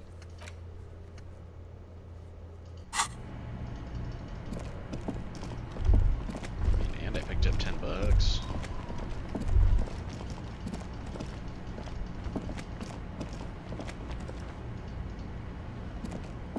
Still here. Stuck in this damn jam, my man. What's up? I don't want to talk about that. Man, I was hoping it isn't going to be her. All I can say is, she isn't around here anymore. She isn't some evil drug trafficker. And I don't know where she is. Thank God I don't know. People here call her the Lady Driver. She kept her name a secret. From me too. Now I see why. I didn't, man. I told you I was hoping it's not her. That she wouldn't be mixed up in it. A friend? An acquaintance. I don't know. She was the only person in this damn jam I could talk to. She's someone I don't want to rat out to the law, okay? A youngish woman. Gruff, but in a cool way. What color hair? Blue and violet. Died. It was violet when she got here. Blue before she went. Damn, I don't want to... Please just let it go. Whatever she did, it can't be that bad. She's not a bad person. I know that much. We can't just let it go. It's part of a police investigation. That's how it always is with you, isn't it? All part of the investigation. The girl's troubled. If you hunt her down, she may not survive it. I can't have that on my conscience. It won't come to that. We won't pursue her on this. This is information only. I don't believe you. She's got the darkness in her. That young person's darkness when you think it's all over. And you're looking for a way out. She shared this with you? Yes. Which is why I don't want to snitch on her. I heard the rumors. I saw the other drivers looking at me strange when we talked. And she told me, too, that she's had a violent life. But I wasn't afraid of her. More like for her. Did this violent life include drug trafficking? Well, it looks like it did now. But we didn't talk about that. We talked about life, you know? She talked about her mind. Fuck, man. Go grill someone else with these questions, okay? There are plenty of drivers here who couldn't stand her, or were afraid of her. They'd be more than happy to rat her out. He's right. There are other options. The raceman, for one. Now is not the time to focus on feelings. You need that info, son. I thought you were a different kind of cop. Here. The keys to a motor lorry. Pretty complex. Looks like a chain lock. Her lorry's still here. Down past the statue of Philippe. The cabin is green. You can get in there with these. That's all I know. When did she leave? Last Friday. I'm not apologizing to him. This guy sucks. She left them to me. Because she trusted me. So I can get it out of the way when the jam breaks loose. Otherwise... The other drivers would have to tow it or break in to get the machines moving. Thank you for your cooperation, sir. I know it was hard, but you did the right thing. You don't really think so? I really do. If I didn't, I wouldn't be in the RCM. Take care, sir. I just want armor. Good for Kim. And that guy, still a rat at the end of the day. Alright, here we go.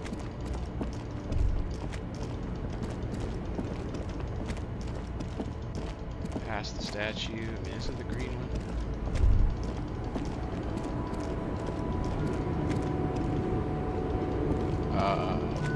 This green one. This screen found, A to Z, Contemporain, is parked in the shadow of the ruins looming overhead. It's seen better days. This is the one our man pointed to. The glass on the side windows is tinted and covered with dust. You can barely make out the shape of the seat and two steering levers. You push the key into the lock and turn. It makes a cracking sound. Then the door pops back a few centimeters. You can just... The smell of cigarettes and perfume welcomes you.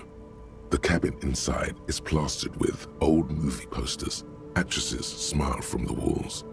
There's a radio transmitter in the front and a toolbox tucked under the driver's seat. Some tools lie scattered near the pedals. There's something odd about the passenger seat. The seating fabric has been pulled tight over the lower side of the seat where the toolbox should be. These are movie posters featuring starlets from long-forgotten films from the 20s, the teens, even the 90s of the last century. One of them particularly catches your eye, a centerfold of an ingenue attached right above the back seat. There's definitely perfume in the air. It's spicy, with a hint of amberette, wafting through the bitter air of the cabin. The remnants of a sweet juniper-scented perfume, probably Grenade No. 5. The actress is draped in a sheath dress, one of her shoulders bared. The faded remains of an autograph run across the poster. She's looking past the camera. Sorry, I'm making sure we don't have a Rita Hayworth situation here. Wait, doesn't she resemble someone you know? But you can't put your finger on whom exactly. The actresses and the rare actor all smile you a warm goodbye. A radio transmitter is attached to the dashboard and a toolbox sits under the driver's seat. You wedge yourself under the steering wheel to get a better look. Seems like the few tools lying around here, a hammer, a pair of pliers, a rusty wrench, have been casually thrown there by the disorganized driver. But one odd detail does catch your eye. A piece of sandpaper has been glued to the throttle. Sandpaper? A novel technique. Must be to offer some extra grip to the driver's foot. Yes? Which means that the missing lady driver was present at the lynching. Well, maybe she was the rape victim. Looks like her, yes. Now we know for certain who's the missing 8th person at the lynching. Do you think that Hardy and his boys could also be involved in the drug operation? Understood. We should still go and see what Titus has got to say on the matter. Are we finished with the lorry? The movie stars are still smiling from the walls. The radio transmitter, a metallic drawer, slides out from the seat. It's empty, except for a folded newspaper. It's an issue of Petit Ferique from last Wednesday. A piece of paper falls out from its pages. It looks like an article ripped out from a radio enthusiast magazine. Complex mathematical equations explain the basics of something called the Ulan frequency system. These formulas look oddly painful. Maybe it's the hangover, but they give you a headache. The Ulan frequency system? I've never heard of that before. I know of FM, AM, UKV, but... The pull-out toolbox slides back into its nest. The rest is as it was. Posters, a radio, dust on the windows. Looks like the frequency dial is absent. It requires a key to work, but the key has been removed. Likely by the missing lady driver. Strange. There are so many radio stations saved here. Must be over 100 at least. For contacting an entire fleet of lorrymen, for example. This is all shortwave, UW and UKV. Looks like we are dealing with an impressive organizational tool. The nerve center of a huge operation. With quite a range too. A 20-kilometer radius at least. Perhaps extended by an attachable antenna that's not here right now. Doesn't look like it. It's completely inoperable without the dial key. The ghostly actresses and the rusty toolbox under the driver's seat. Voila! A stack of neatly folded papers has been stashed behind the seating fabric. You see 3 maps depicting a large metropolitan area. It's Revachon. Some of its routes and highways have been outlined with a pen. Bonne prise.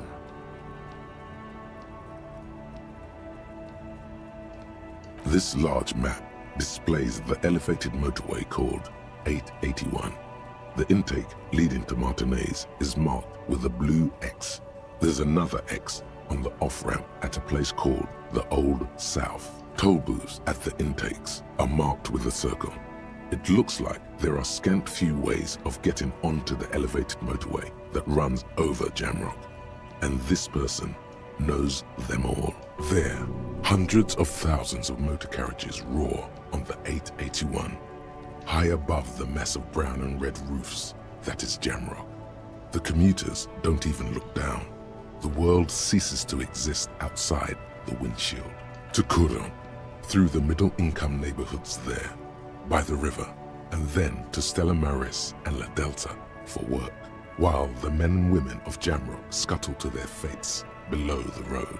This municipal map from the 30s displays a complex system of storm sewers underneath a sub-district called the Pox, old military hospital, right adjacent to the 41st precinct. Wind rips through the empty hallways of the once great military hospital, now just a ruin under an overgrown park. Beneath the hospital, great sewer tunnels hum and vibrate with life of their own. The rattle of motor carriages and lorries driving through long-forgotten tunnels, lit by gaslights. The final map displays a labyrinth of service tunnels left over from the construction of Motorway 881. A few routes have been marked with a pen, where the tunnels and sewers surface near the eminent domain and a traffic island in central Jamrock by the lake. These service tunnels were probably used during the construction of the foundation beneath the motorway. It means that the smugglers are secretly using the motorway to transport their goods and materials. They've infiltrated East Motor Tract, most likely. The RCM patrols most of these auxiliary roads, though apparently not all of them.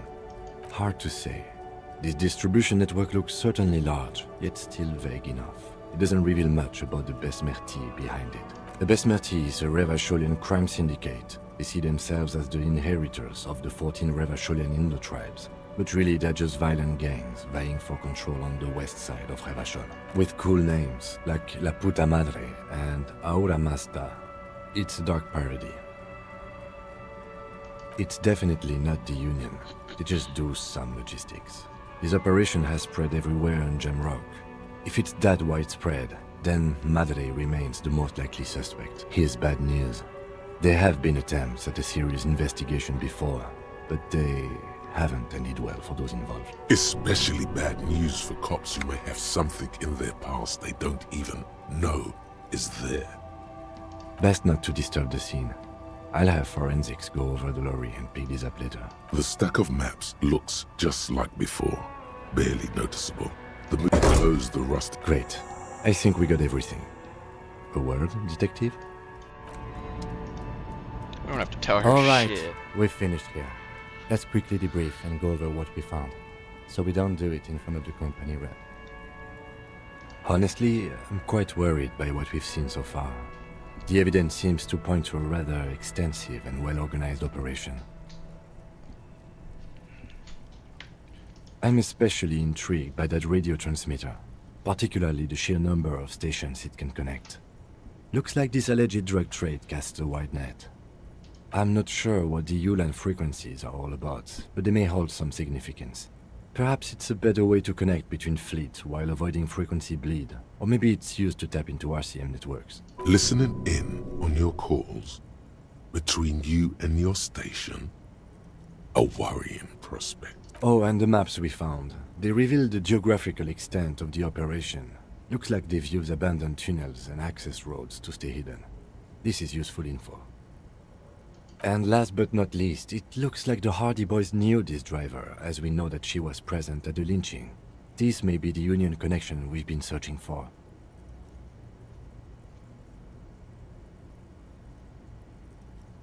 We should return to the murder case, see what Joyce tells us about the lynching. When we are done for the day, I call my station and suggest our narcotics department look into it. There are more than enough grounds to start an official investigation, sometime later when we are done here. We do not want to get caught in that.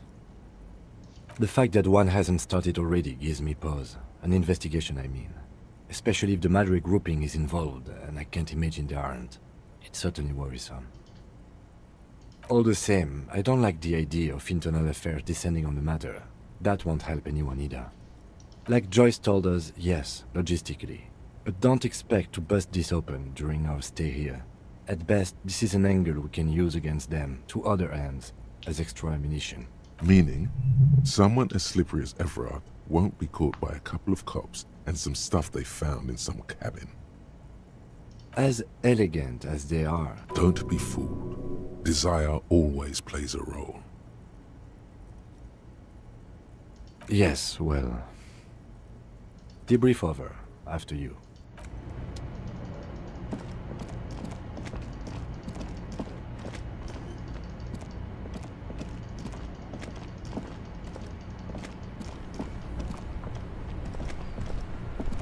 Oh, look.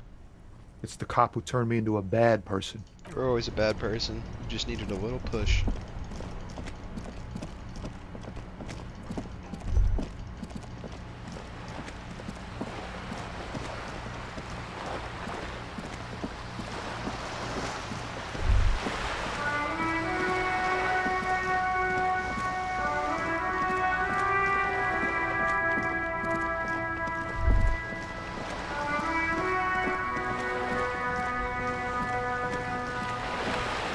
You're back. Good. What can I help you with? Yes, my eyes on the harbour have sent word to that effect. What have you discovered? Yes. And... will you start an official investigation? The lieutenant is about to interject. Cut him off. This decision should be yours. If there is an investigation, it will be part of an ongoing operation, subject to confidentiality. I'm sure you understand. Of course, detectives. In any case, you've held up your end of our arrangement. I trust you with the rest. Now it's my turn. I wouldn't normally break protocol like this, but the situation demands it. If you don't solve this murder, I'm afraid we may have a bloodbath on our hands. The words bloodbath sound cold in her mouth. They taste of iron and strawberries. I have an indirect role to play, I'm sad to say. My employer experienced a momentary lapse of faith in me. In that moment, they elected to deploy a private military contractor as an insurance measure. They called it my security detail. Absolutely not. These mercenaries are muscle, pure and simple. They are meant to intimidate the Union into surrendering. Who are they, exactly? Crenel, an Oronese military company. As far as I know, 3 arrived in Martinez. They report to me sporadically, but they do not answer to me. To be frank, our relationship is deteriorating. They wear ceramic armor, have semi-automatic weapons, and years of combat experience. They also have trauma and stressor disorder, and no idea how to conduct themselves in an urban civilian environment. So, what happened? The story is, one of them, the colonel, I don't know his real name, sexually assaulted a local woman while he was drunk and separated from his unit. This allowed some of the more militant Union members to subdue him. He was taken out behind the whirling in rags and lynched. Last Sunday night. Nothing. Mr. Clare refuses to let me into the harbour. I have not been able to discuss this matter with anyone there. The remaining 2 Crenel contractors carry out their orders, for now. It's a smokescreen. In secret, they are conducting an independent military tribunal into the lynching. Once this investigation is concluded, executions will follow. What is the nature of this so-called investigation? Whether to execute one, some, or all of the Union militants. It'll be all of them. The decision is already made.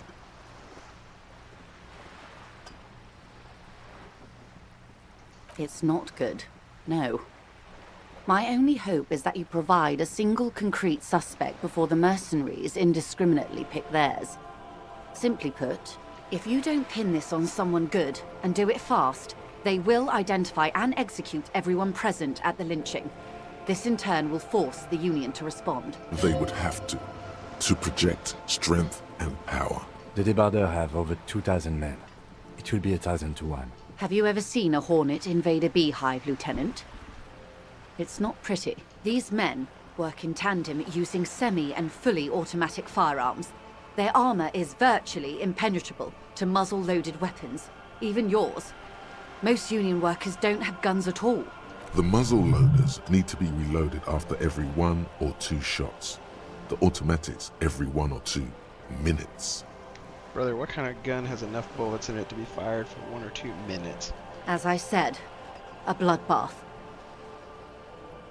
Maybe a good bloodletting is just what Martinez needs. I mean... I don't know. This is tough because vigilante justice, apparently wrong. But cops weren't there. stop the raping and the pillaging, so...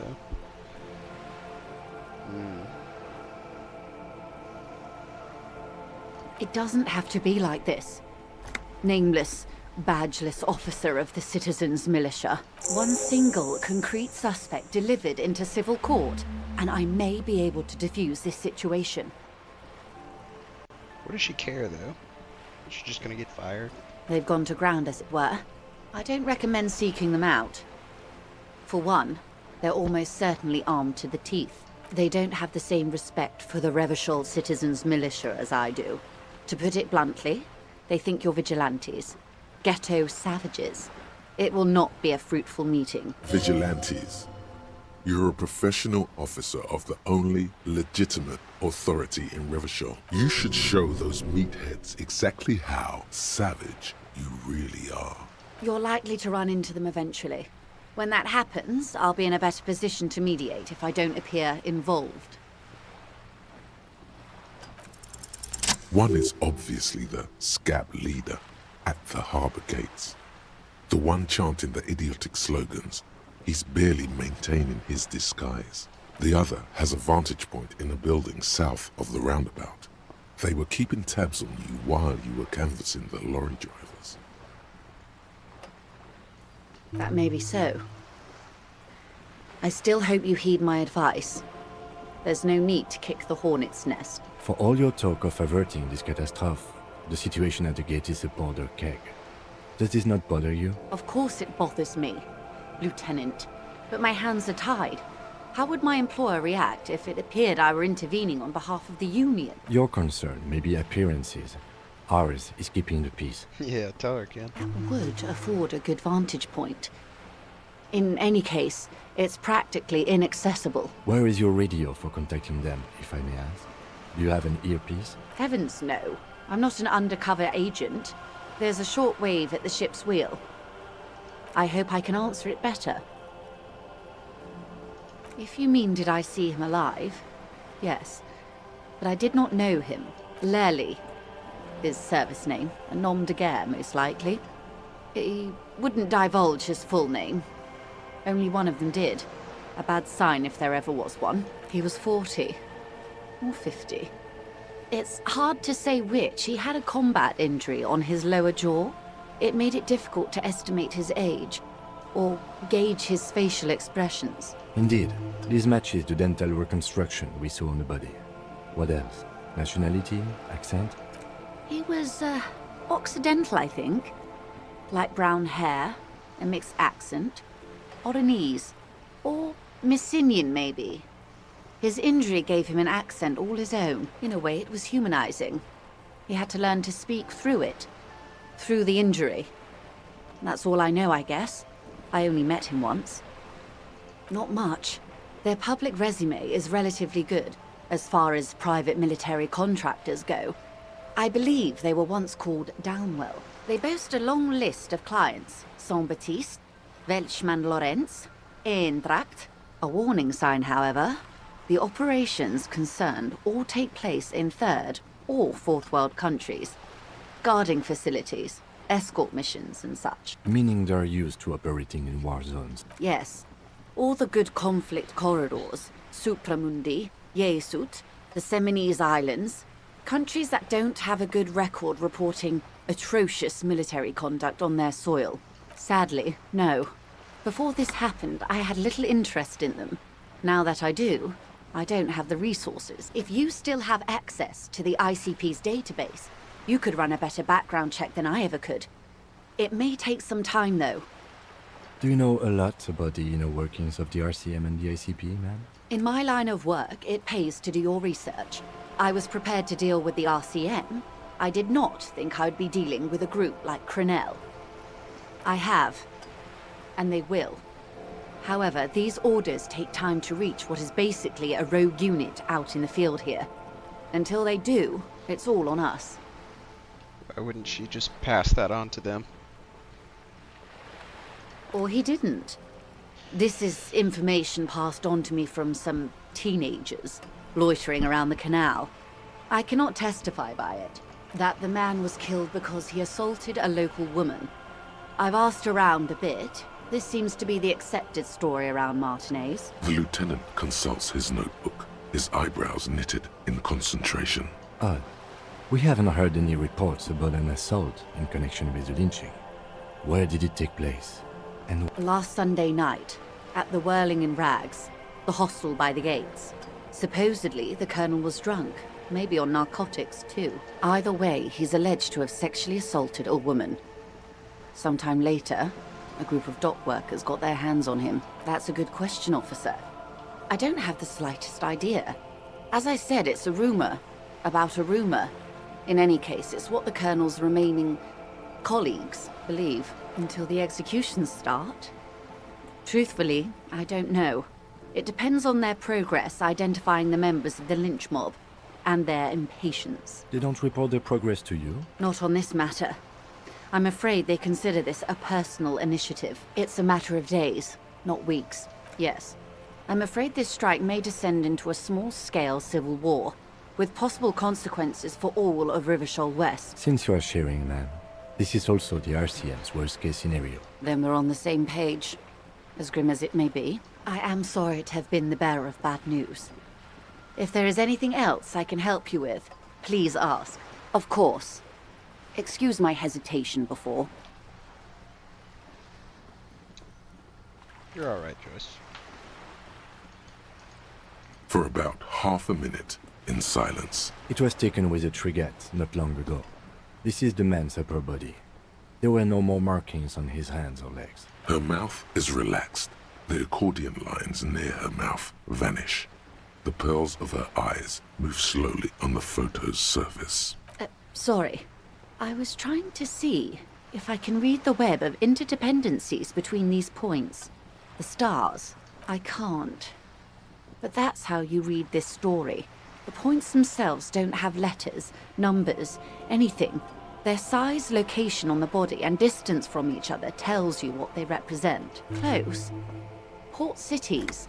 This is an Oronese map of the waterways, a sailor's tattoo worn by wayfarers of the Dolorian century. Over 300 years ago, the sailors would mark their bodies to map their travels. The sailor's soul would use it to fly back home if they should die abroad. This is a sort of contraption to be reeled back in by. The silver cord, they would call it. Quite a few. Vredefort, the Oronese capital, traditionally stands on the right shoulder. He started somewhere near here, I think. What next? Then he made his way to the Pretto Grande, through what I think must be the Stutz Canal, an artificial channel through the Occident. From the Pretto, he sailed to the Insulindic Ocean, first the Semnes Islands, then this, Revershoal. Those are the two constants. Vredefort on the shoulder, and Revershoal in the heart. They started the tradition of these maps right after the discovery of Insulinde, at the dawn of the Interinsulary Age. You said you can't read it. I can't. This man was no sailor, and these are no ports. I can understand geographic fragments, but not their meaning. His platoon members? The other contractors, though I do not suggest you go and show them that picture. This man was their friend and comrade. Challenge accepted. I say we do it. Do what you have to do, Detective. I don't think deciphering that tattoo should come before public security, but if you should wade into the mob to find out, I couldn't stop you. You're goddamn right. We will be careful, ma'am. Is there anything else I can help you with? Thanks, Joyce. This was actually supremely helpful. Well, it seems like I was destined to help both sides, because I don't have my gun or my badge. Although, I'm curious if there's a way around that.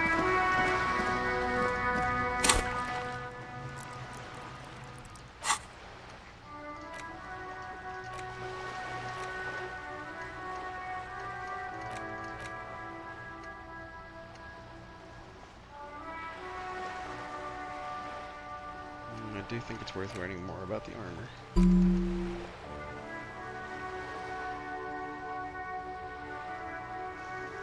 Especially if we know that we're going to be dealing with the Crenel troops. 3 hours and 30 minutes. Yikes.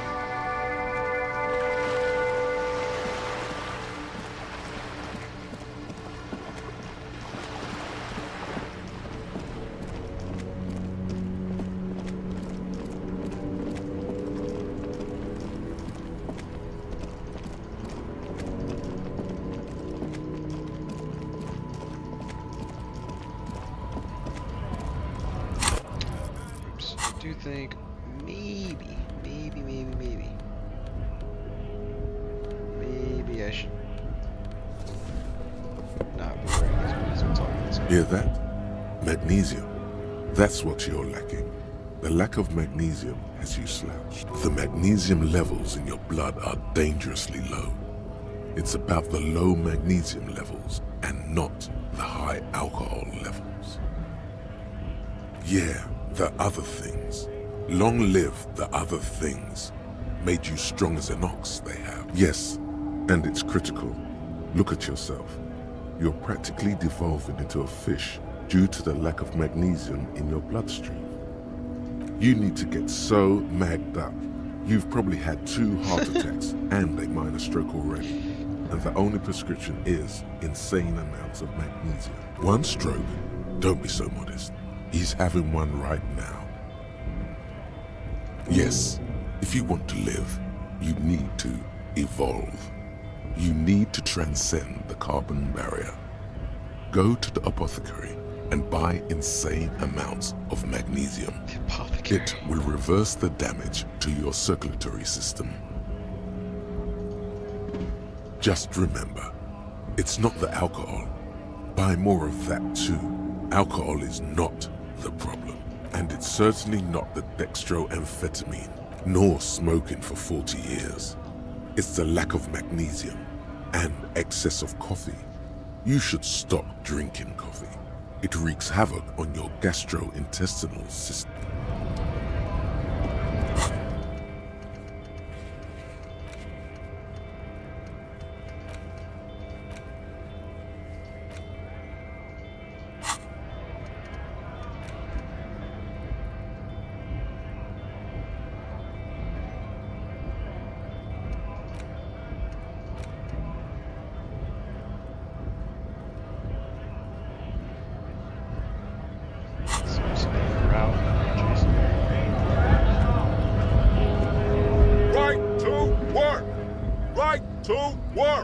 Shame on you! Hell no.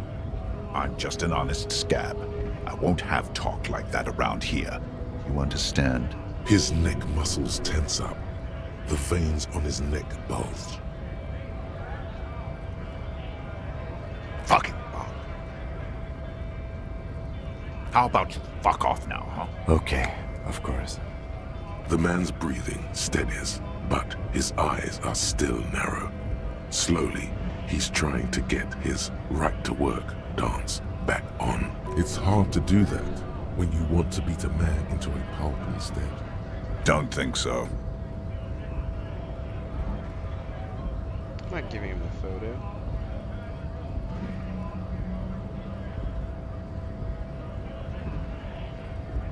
Wordless, he takes the photo and looks at it. Grey eyes dart back and forth on the glossy surface. His face is unmoving, hard as a stone, but beneath it... Fucking loincloths. Really did him in. What it means. I can tell you what this one means. Only one. You want to hear what happened here? Our colonel is deep in the bush here. Deep in the fucking bush in Benital, 41. Monsoon season. He's on a reconnaissance mission. He spent a month behind enemy lines, scouting kept villages. Nothing but fucking bugs and snakes for fun. Men are getting restless. There's talk of switching employers. With some strange emotion, this is about to get really graphic. Our boy, he's only a captain then, but he knows how these men think. If they don't see action soon. At dawn, he comes upon two kids, breeding in the bushes by the river. Or maybe they weren't breeding. Maybe they were just making eyes at each other. I like to think they were breeding. We shot the boy. He was useless, but the girl, she was nice. A little fat, you know, but not too old. She was quite the entertainment for the week she lasted. Expired in the hands of Sarge Mason, the kind of guy who'd make Chief there shit his pants and cry like a bitch.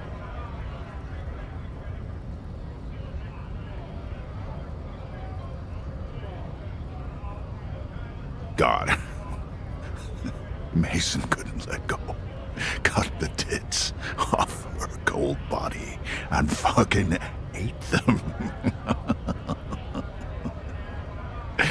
Said primitive spirits were watching over him now. Drowned in a creek a week later. Spirits my ass. Something stirs in your stomach. Fucking mask is getting sweaty. I want to take my mask off. But he's under orders, and orders are orders. No, I was in the domain, in Jamrock, being a bouncer. Go ahead. All right now, free commerce! Keep the goods flowing! On the photo in your hands, the dead man's skin is studded with stars. Tens, hundreds of them, littering his dead skin. Okay, so they're horrible people and war criminals. That's good.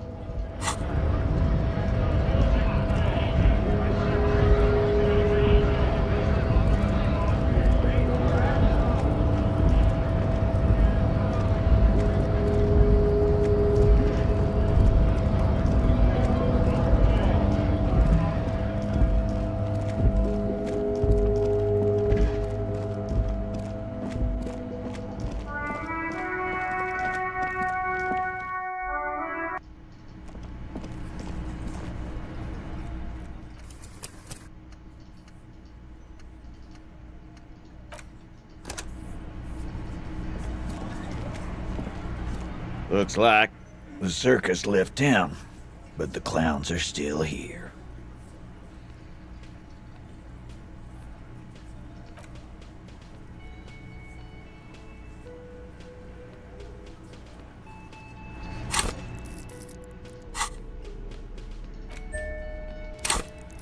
I don't know why I struggle with this UI so much. Got to equip my authority boots. Looks like the circus left town, but the clowns are still here.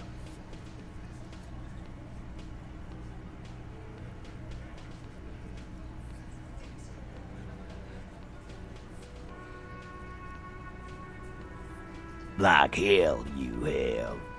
There is no local drug trade. This place is as clean as a rifle. Go back to Jamrock and ask the local junkies how clean your streets are in Precinct 41 Kilos. We'll do that. In the meantime, did you know that there's an abandoned lorry at the intersection that was used to move raw ingredients for drugs from Terminal B to Jamrock? The person driving it was present at the hanging. It was one of you. We've connected the footprints. Detective, do you want to deliver the coup de grâce? The thought forms in your head, like a lightning strike branching in the sky. No, the thunder is his. Leave it to the lieutenant. Thank you. You're right, Titus. There is no local drug trade, because it's all controlled by you. You're the drug trade. That's a mighty interesting theory. I guess that's what you would need to do, theoretically. A big, strong, state-run monopoly would outcompete the runts on the street. Yeah, man. Theoretically, that's what you would do. To get rid of the gangs, the dealers, even some of the junkies. You would need good, trustworthy people to take their place, of course. Hardy men to run such a monopoly. For the good of the community, of course. Boo fucking who. People will always be taking drugs. Might as well do it clean and organized. Yeah, That's what the labor movement is all about. Clean and organized. And the Hardy Boys are running it. Theoretically, of course. We're just talking politics here. My answer to your drug accusation is, how dare you? Go fuck yourself. Not quite yet, Mr. Hardy. There were 8 sets of prints on the crime scene. There are only 7 Hardy Boys here. My answer is, fuck off. Mind your own business. There is no 8th Hardy. I run this goddamn scene. Finally, you got something out of him. This could prove useful in the future. And here we go. Back to the usual. I know! Fatty walked on all 4s. He's so fucking fat he left 2 sets of footprints. Despite everything, the little man is quick on his feet. Go fuck your mom, Dennis. That's more like it, boys. You heard him. It was Angus on all 4s. Anything else you need to know? Yeah. By friends, you mean his squad mates from Crenell. Wouldn't want to beat up his grandma. Nervous, snickering. There's a rush of adrenaline present. This is what happens if you take the law into your own hands. Other people start doing it too. Let them come. The Hardy Boys are right fucking here. You heard the man. Right here. We're armed. We got the whole district behind us. And Glenn. Glenn is fucking crazy. Yeah. A well-oiled murder machine. Murder machine? The mood is on the rise. They're feeling confident. Ready to punch out the whole Merc platoon. We got weapons of our own. We got Ister 50s, Zeelagers. Glenn's got a knock cannon at home. I guess we're gonna see, aren't we? Yeah, like you've been up against ceramic armor. You haven't even seen the whole suit, right? I've seen the whole fucking thing, and it didn't make him immortal. So are the local gangs, the fucking Barmy army, and the Madre scum. You've been out there. Seen any around? Yeah. Where are they now, huh?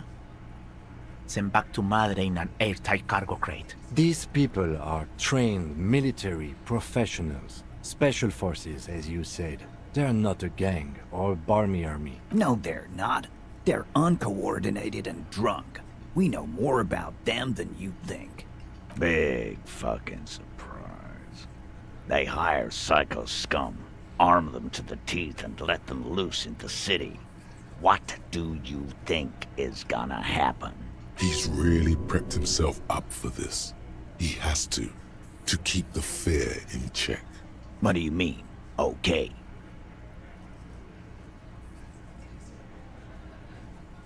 Why would I tell him I lost my gun? No, they won't. Get out of here with your negative energy. He really doesn't like you ruffling their feathers like that, on what might be the eve of battle. All he means is that the situation is serious. No wonder you cops get shot to shit every day. Can't go to war with an attitude like that. As you look around this room full of sweaty men, swearing, drinking, spitting out tobacco, does this look familiar? You believe the place was called Precinct 41. It was also filled with, almost exclusively, men, sitting on desks, talking shit and wasting time. Huh? You got a problem with beer? Not quite there yet. Push on.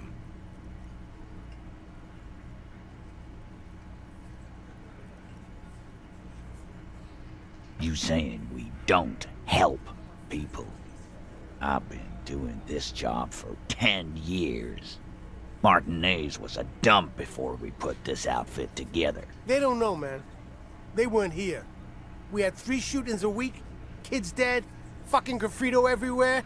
You cops haven't shown up since the 30s. Congratulations on the graffito removal. All I see is you sitting around talking about Monica's titties, while there's a rape victim. So what? What do you want from me? We took care of that fuck. Don't let him drink that. One more push. Quick. Just don't antagonize him. You have this already.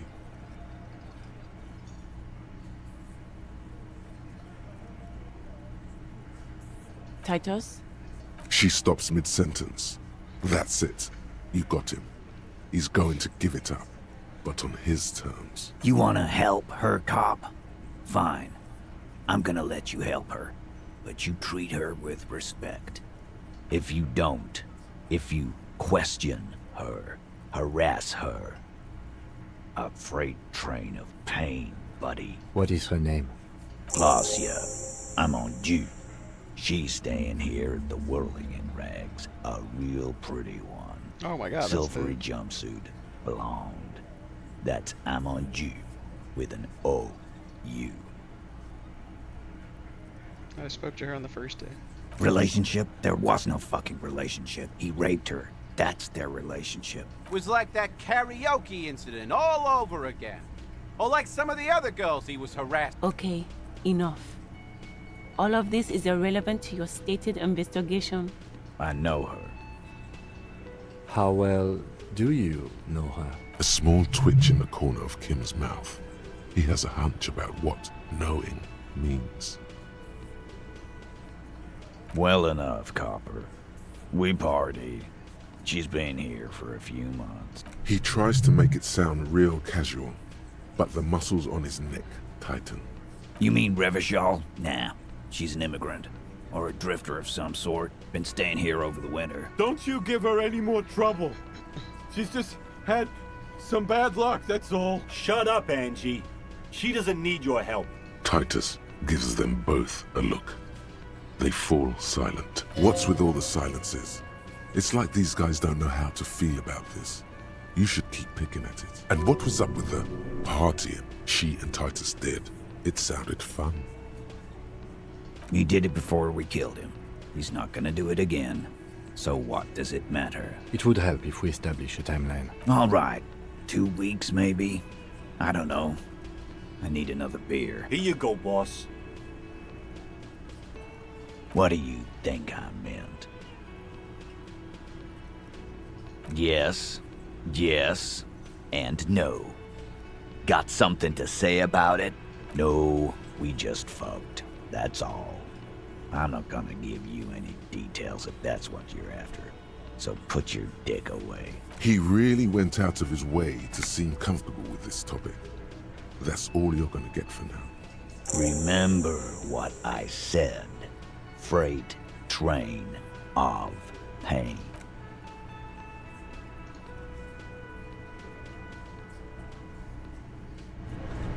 Ah, fuck you, Liz. Looks like I got plenty. I've got of nothing to say to you. Okay. Maybe this guy knows something. Can I help you? He knows nothing. You're worthless, guard.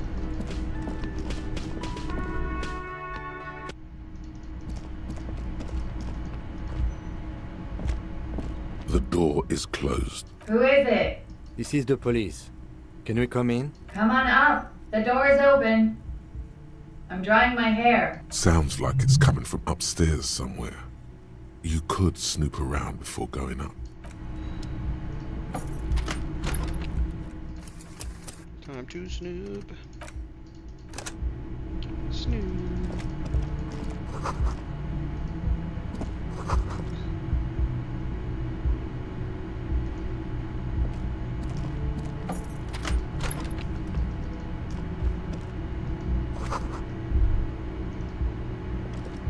This medicine cabinet is full of wares. Sheets of pills, haphazardly stacked, one on top of the other. There's also a toothbrush somewhere in there. It's been used quite a lot. Pharmaceuticals line the shelves. Sheet upon sheet of pill bottle next to pill bottle. Acetylic acid, APAP, eye drops, blood thinners.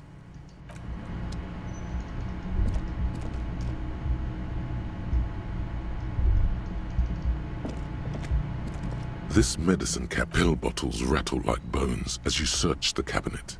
Paracetamol, histoperidol, something in a foreign language you can't read. Behind them, an unusually shaped nasal spray. Its label reads, Nacra. An opioid receptor antagonist. It's used for diamorphine overdoses. You could say he's on the lookout. Among some foreign, probably Messinian or Gotvaldian, marked red blister packs you find. What do you find? This is going to take a little know-how. A bright orange bottle with Preptide stamped on it, in sunny, happy letters. Jackpot, baby. That's the stuff you're looking for. Your palms begin to sweat just holding that little plastic container. It's speed, man. Just what you were looking for. They call it dextroamphetamine. And Preptide, a euphemism for pharmaceutical amphetamine. Prescription speed. The fuck are you waiting for? Let's get super fucking preppy. I don't need that. I'm a hobo cop. Wait. Nope.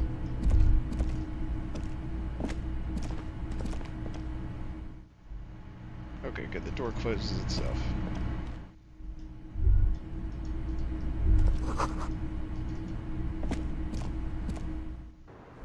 Ooh, what a lovely room. She gets... The same small, heavy door. No lock in sight.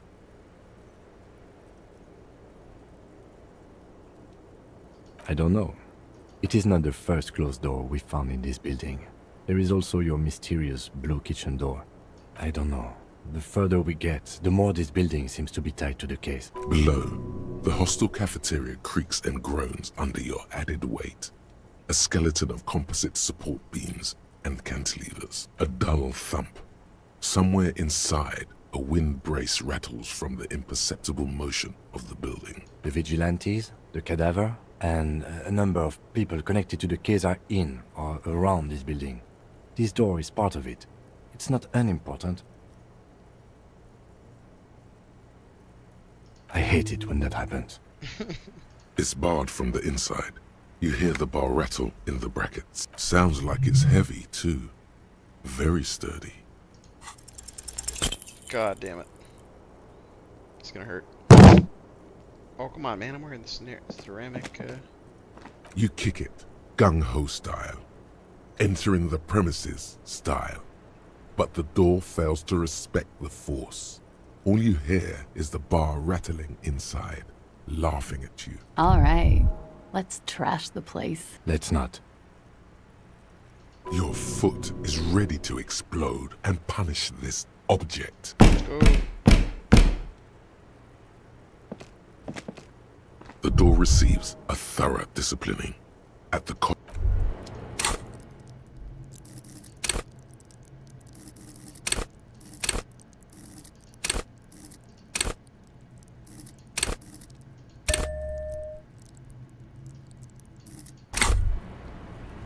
bent metal, broken glass.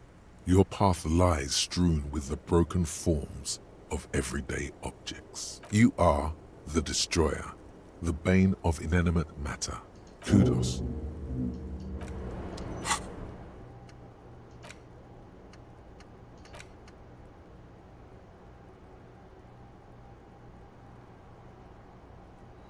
They are all your enemies.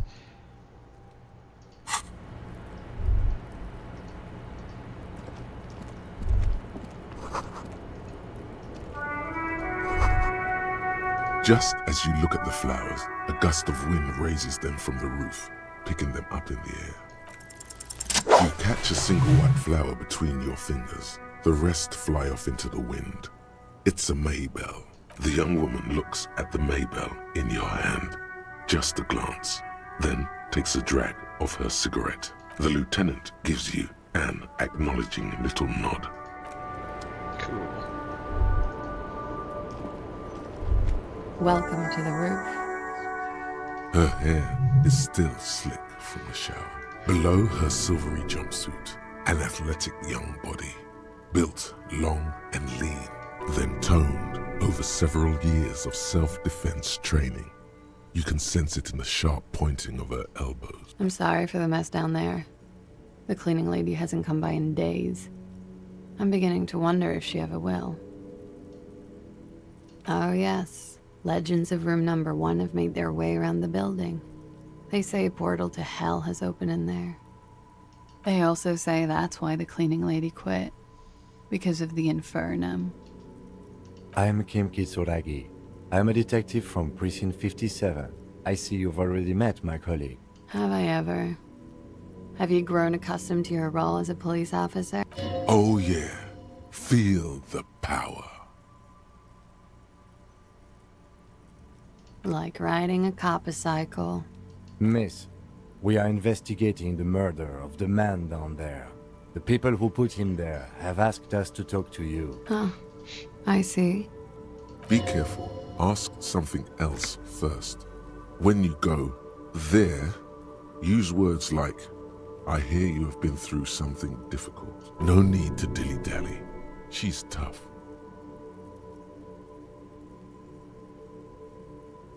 You'll sound like a namby-pamby. Coach Physical Instrument is overdoing it, even by my standards. Say something else first.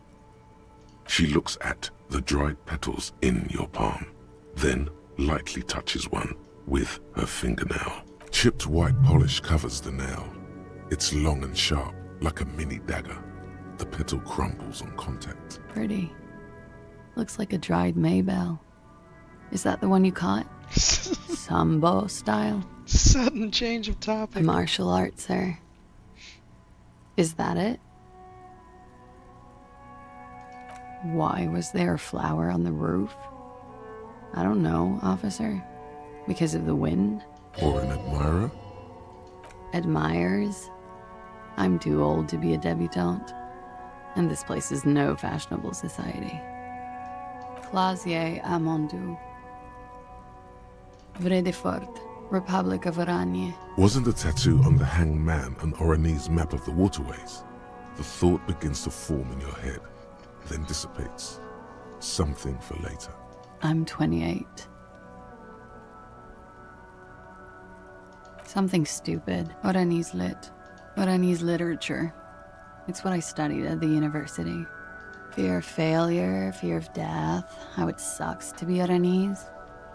All national literatures are... only the name of the nation changes. Nothing. I do nothing with it. It's not very cool, but what can you do? The record. So official.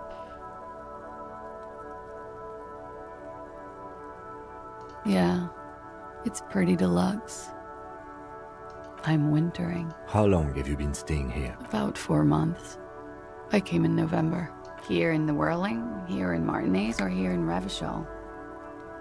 I heard this is where the washed-up disco has-beens go. I'm really not.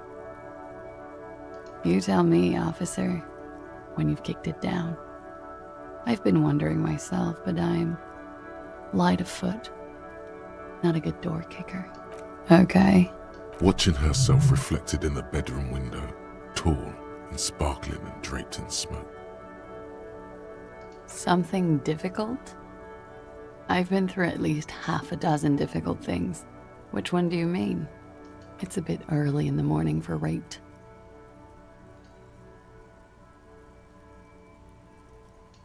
Is it? It is afternoon. Time flies, man. Yeah. I'm gonna go with not raped. I don't want to say that shit about him. By him, she must mean the victim. Tell them it's not my style. They'll have to, you know, if they want to jazz up the charges, they'll have to get someone more, rapeable. Are you saying that you were asked to tell us you were assaulted? Not explicitly, but I understood what they meant. It wouldn't hurt to spice things up a bit.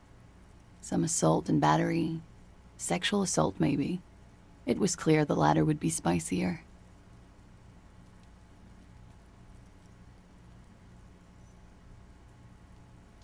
He had something to do with the strike.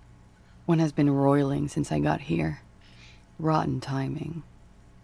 But you probably know all about it. And his role in this strike was? I think he was in a security detail. He was ex-military, worked for Wild Pines, and against the Union. We didn't discuss work much, if you know what I mean. But I understood it was dangerous. And they lynched him for it? She nods. We partied. With all due respect, sir, I think we partied a little harder than that. No one parties harder than me. Oh, it is. You're still alive. What did you do when you partied? We drank, sir. A lot. For weeks, basically. We had that effect on each other. We made each other drink harder.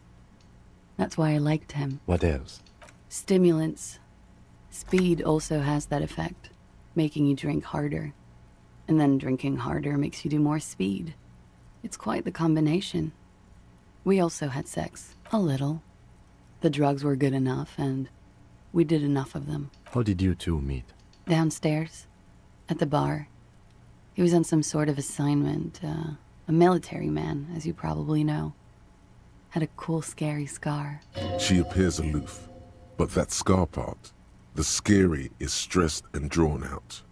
What's that about? Apprehension? When was this? A month ago? Something like that. Oh, yes. I've had a great view. From the roof, out of the bathroom window, in my dreams. A bitter cringe. It hurts. You look to the lieutenant. He takes a small step closer. You called us, the RCM. Yes. I made it. And I would appreciate it if you didn't tell everyone. In Martinez, they call it snitching. Reporting crimes is confidential in Revachol, miss. I didn't exactly disguise it. I just muffled the mic and nicked the landline a little. With nail clippers. And I diverted some radio fuzz into it. Into the cold wire. So, she's God's mystery foam cutter. Did I? Fuck. I didn't mean to.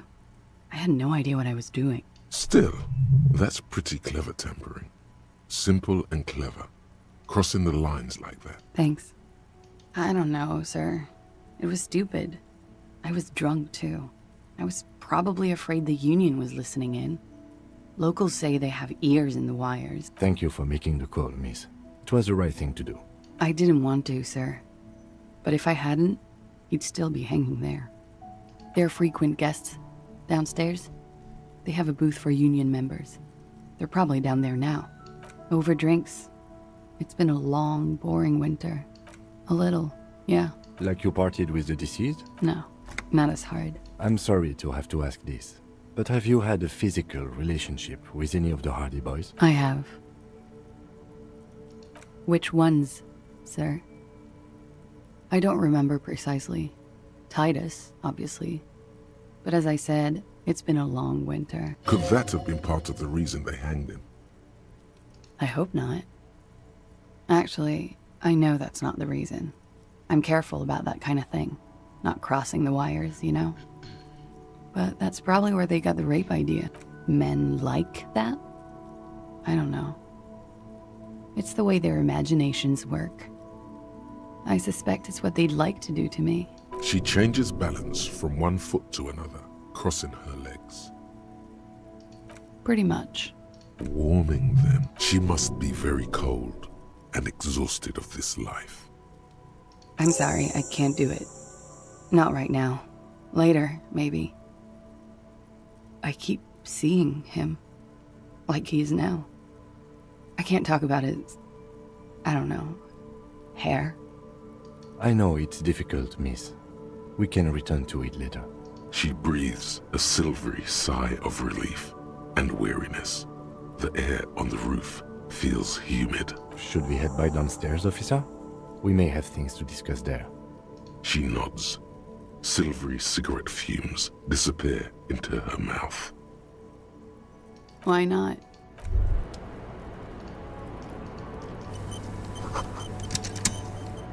The same small, heavy door. No lock in sight. God.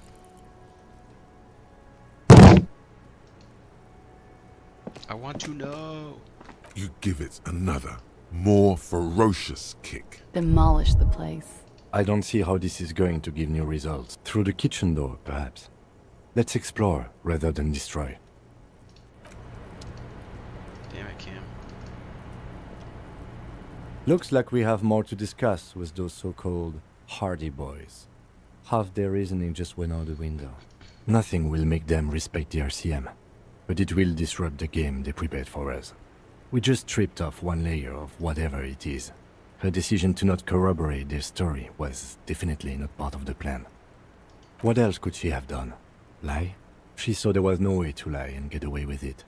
If not you, then me. It was a smart move from her. You think so? Being candid is the best way to lie. The appearance of candor with some facts thrown in draws attention away from whatever one chooses to omit. She may be trying to control the pace of the investigation. Anyway, we should move. I suspect our inquiries will bring us back here soon enough.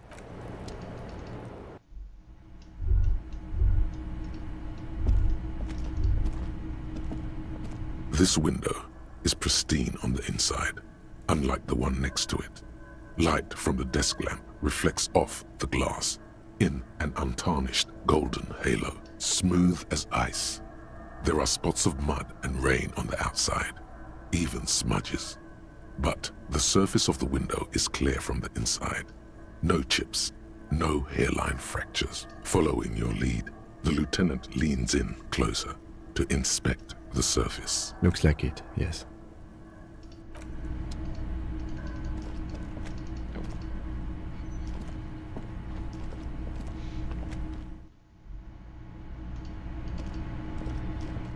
Actually, maybe we look outside, see if there's any broken glass. There's none.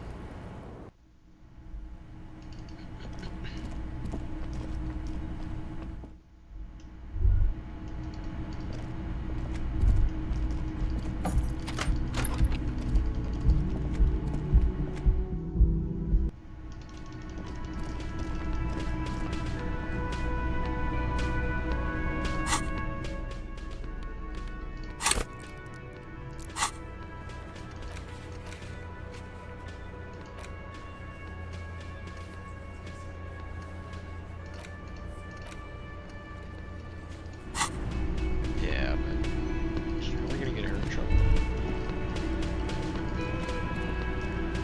You see a heavy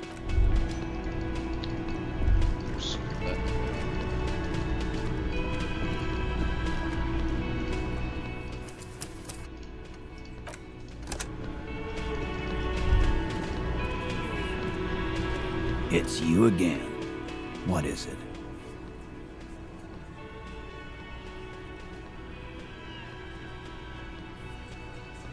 Again? Sear, yeah, whatever. Fuck! I knew that fucking whore couldn't be trusted. You've hit a nerve. Titus is furious. No, more than that. The loyal Titus feels betrayed. For the record, Titus Hardy did not explicitly specify the victim as a whore, nor did he say anything about trusting her. Oh, shut up and stay out of this, Liz. He raped her. He was out of his fucking mind. You have no idea. She's just in denial, asshole. You don't understand the traumatic experience. She's shutting down. And she doesn't fucking trust you. Yeah, she's crazy, you know. A crazy bitch. You know the type. She's fucked up. Lawman, I'm at the end of my goddamn rope with you. I fucking told you not to push her. His hands become fists. And you went and pushed her. I am gonna fucking hit you. Duck. Titus Hardy! Success. Titus backs off. Goddamn, no one tells you to put your Everard personally sent me to take care of this. If this goes south, we'll all be in the shit. But you, Titus Hardy, are going to be buried. Am I understood? The room is so quiet you could hear a pin drop. The rest of the cafeteria has gone quiet, too. Someone has to rush in to break the tension. The second in command. Look, Copper. We know that fuck was a rapist and a killer. We got him confessing to it on tape. Show it to him, T. What's the harm, right? Here, jerkwad. Listen to this shit. And then come back and tell me the soldier of the apocalypse was an innocent man. You don't care about evidence.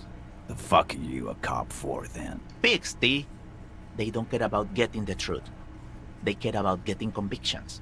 They are fucking keeping a score on their bulletin boards. I won't be on your bulletin board. If you don't listen to the tape, we got nothing to talk about. What's on it? We call it the door gun a mega mix. You'll know why. Won't you listen to it? A door gun is a gun mounted to the door of a transport airship. They have a habit of mowing down civilians. Farmers mostly. You think we go into this shit deaf and dumb? You RCM aren't the only ones who know how to bug people. There's no university degree for that. We have machines. We're in logistics. How do you think a harbor works? It's advanced stuff. Understood? You've listened in on their communications.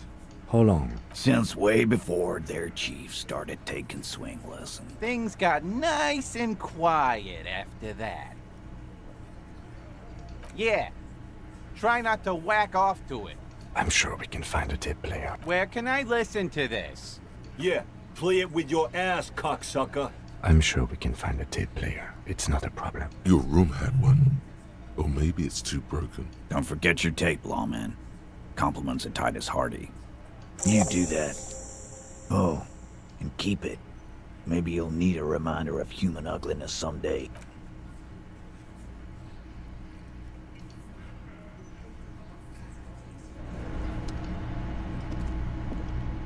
I've got nothing to...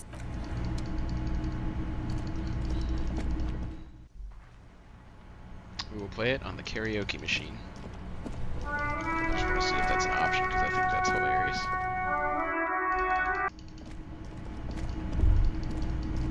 It's not. It's not. Maybe at night.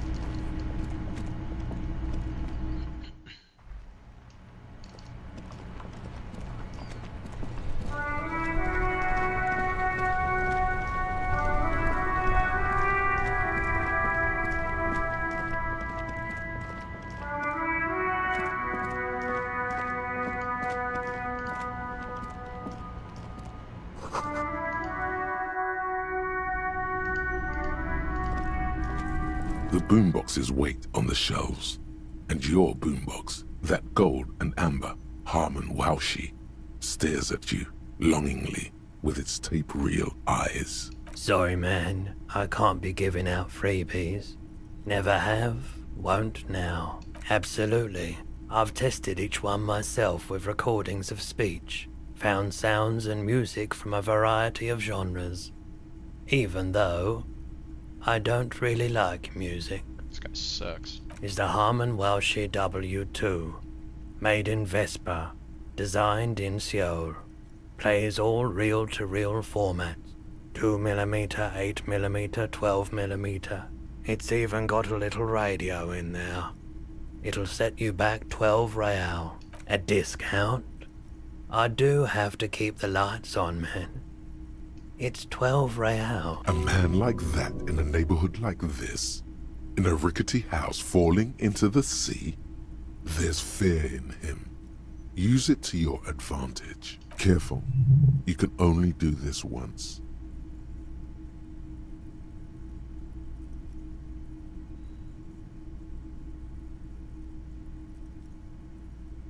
Actually, yes. Let's. 8 is an even better number than 12. Even more internal balance. Better integrity, too. And here you are. Quality sound reproduction on the go. It'll play anything, wherever. Turn any tape into a conversation of sounds and shapes. Alright, thanks, sucker.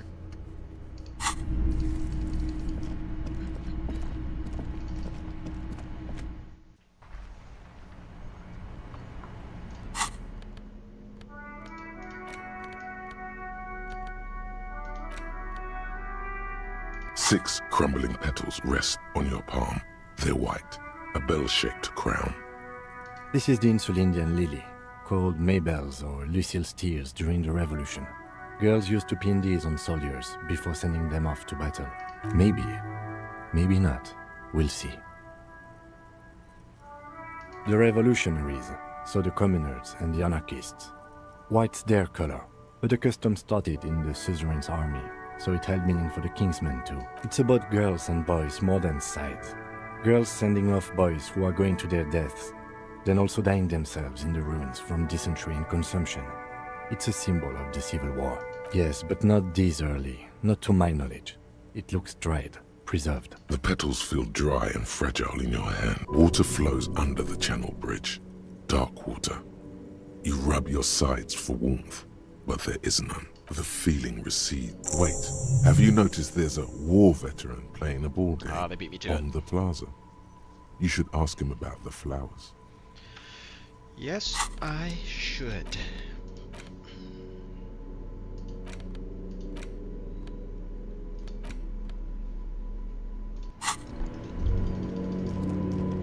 If I could remember where he was.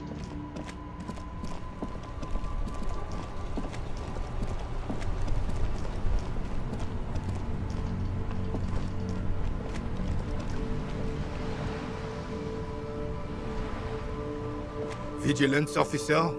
What can this old carabinier do for you? I prefer the old name, Insulindian Lily. Girls brought them to young cadets when they entered service. Wearing them on your cap was supposed to bring good luck. It used to be. But the communards were fond of them too. Call them revolutionary flowers. Bells of the revolution.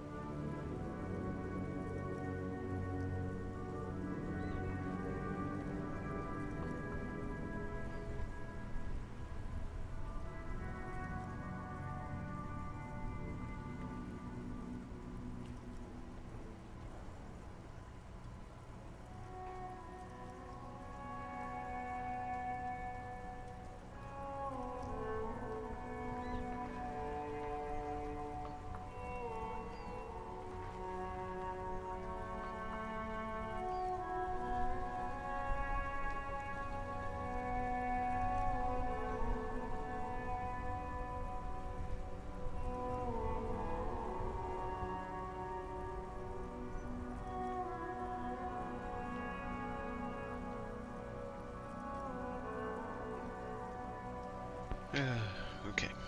You know what? No. They brought me misery, false hope, and disappointment. The revolutionaries sullied them. You stirred up some bad memories there. But it wasn't the revolutionaries that sullied the ID for you, was it? She gave them to me too, and your jealous little heart just couldn't accept it. Enough! I can go over these matters in detail with you, Gaston, but not while we have company. So, officers. Maybells don't blossom yet, do they? Maybe on some remote parts of the city they do. But I think you have to wait for at least a month. Officer! The mere sight of police, sure, officer.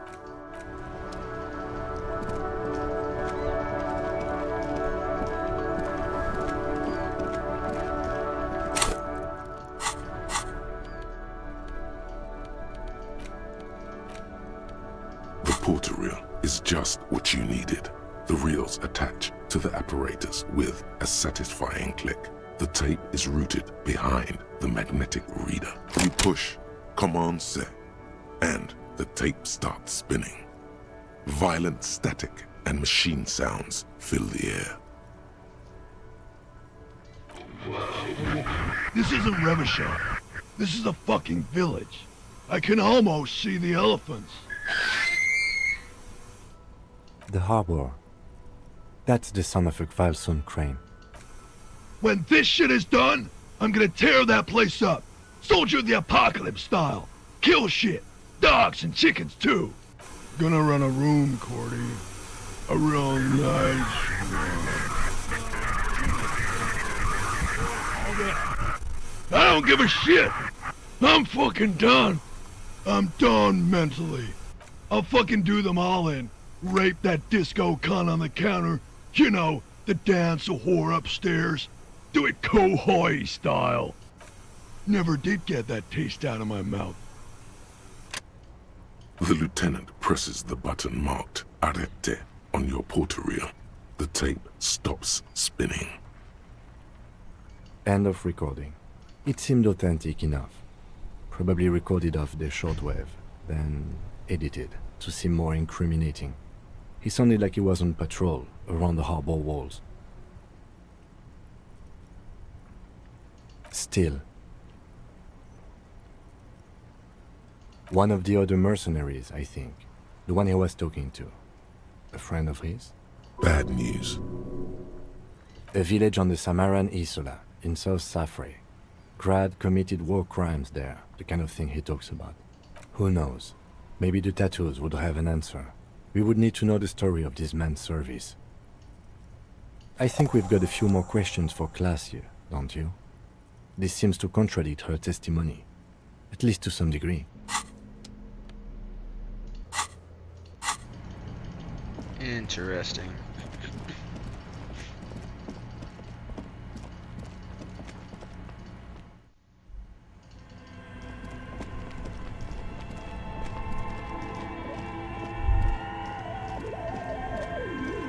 The bear's eyes are still glowing red.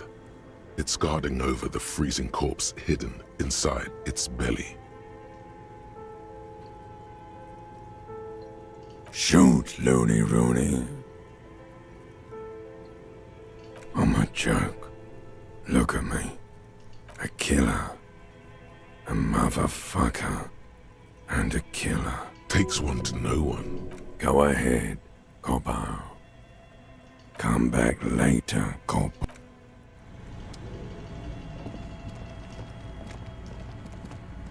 Curious how long I can leave the corpse in there, like if I'm just allowed to forget about it and leave it there for after the game, and then someone opens the fridge and finds it later.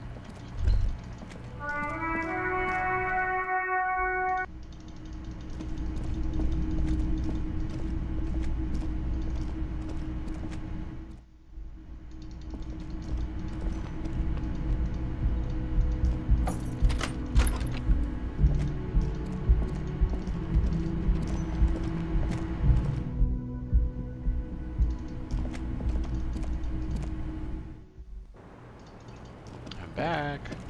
The same small, heavy door. Dang it. No scope point? I don't.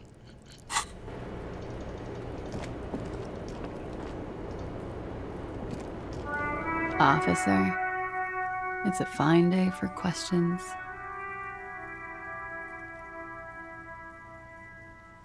She puts her coffee cup down with a soft ring as the porcelain meets the metal table.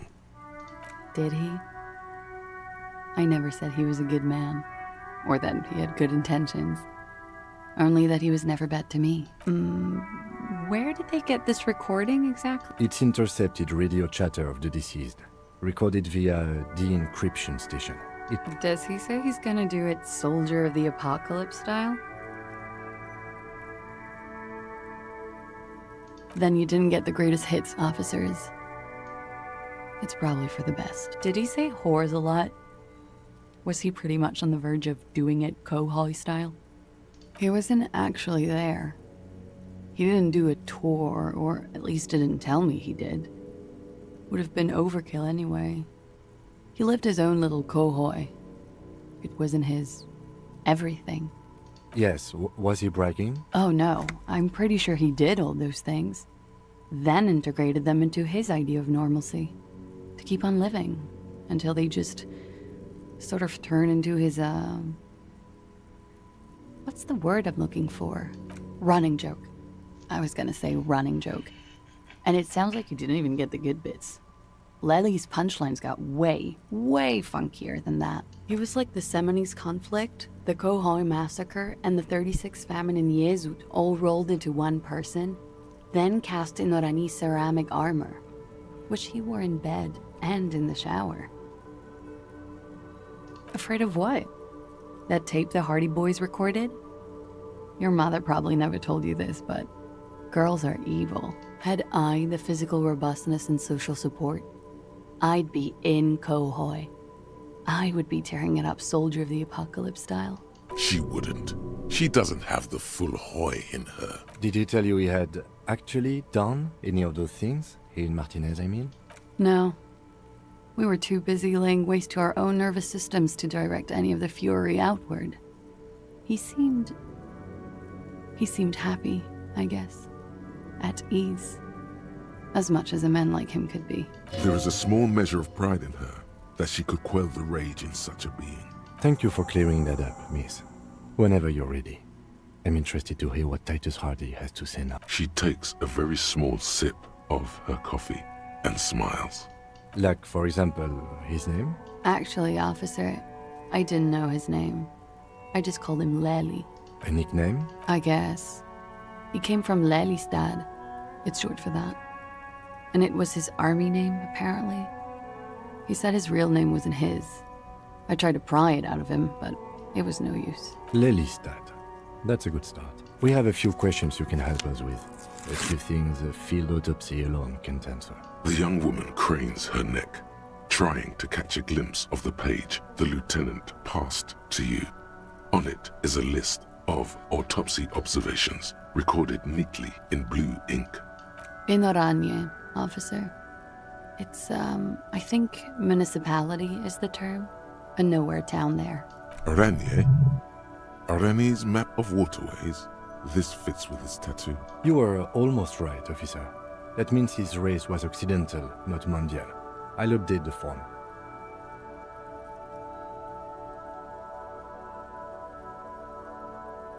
Yes. We were compatriots. Did that bring you together? No. He was too old for that. And from another part of Oranjenrek. I didn't even understand his accent. What brought us together wasn't Oranje. It was bad habits. Sex, alcohol, speed, probably also sildenafil, and violence. He was 42. 42? Are you sure? I would have had him above 50. He had many scars that made him appear older. But no, we even celebrated his birthday like some weeks ago. It was a funny 2 days. He had little reason to lie to me. We were slightly off then. Thank you for clearing it up. A miss. The adversary one. Blue. Light blue. They were like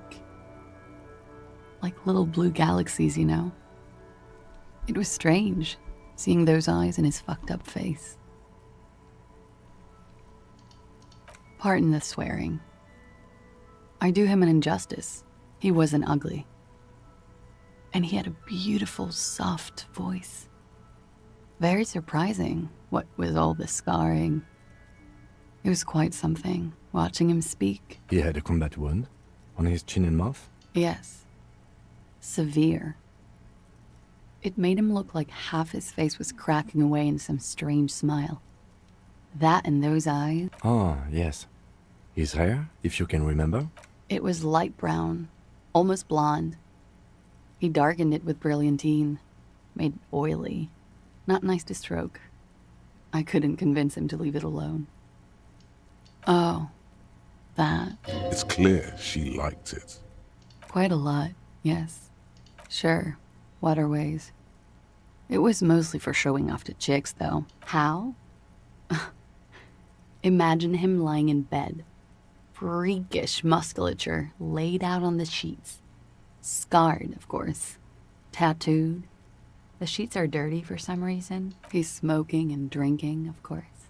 And his chest and shoulders and arms are studded with stars. Tens, hundreds of them. Maybe even thousands. And the woman goes like, "What was this, baby?" And he says, "That was too hardcore. Don't ask me about that." So she goes, "Okay, but what's this, baby?" And he's like, "Saw some bat shit there. Killed some loincloths." And so it goes. Star after star. Port after port. Third world country after third world country. And he's done horrible things in every single one of them. Oh yeah. No thank you. I've seen enough of him dead. I can tell you what they meant without looking at them. Go on. He was a blue-eyed boy with thick arms, from a small town. He was also poor, and the government of Orania needed some people killed, so they turned him into a grotesque killer. For money. He went to Killer Academy in Vredefort. Then he killed some people in the Seminine Islands. And on other islands, too. All of the islands. After this, he came to Revachol and got killed himself. Change of topic, perhaps?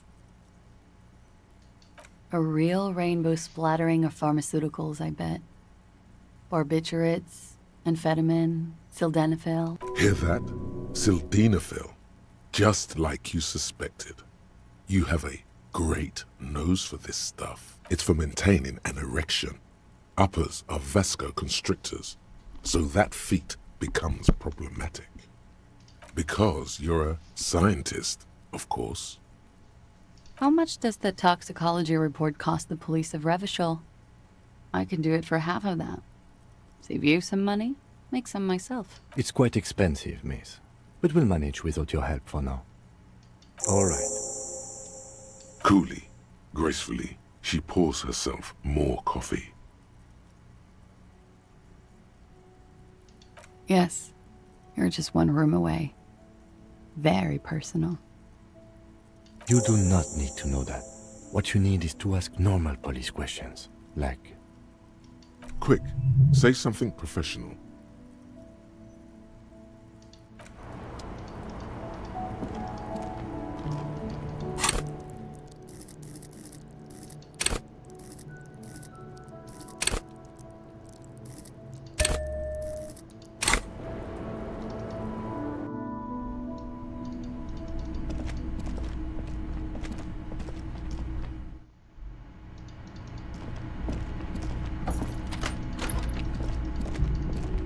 Dude, everyone sucks here. I'm kinda cool with letting it burn.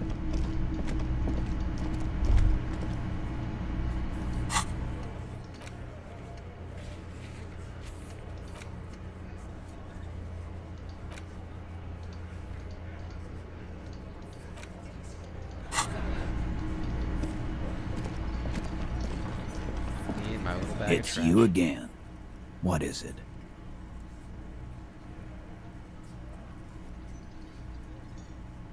And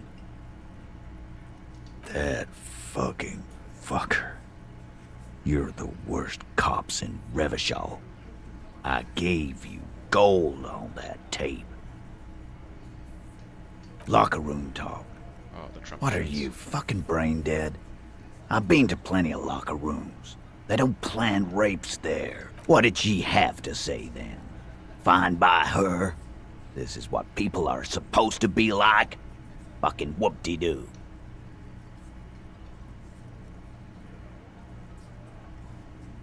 Yes. In fact, I think she thought it was a little funny. Funny? No good goddamn psycho whore. Alright. All fucking righty then. I guess it's good then.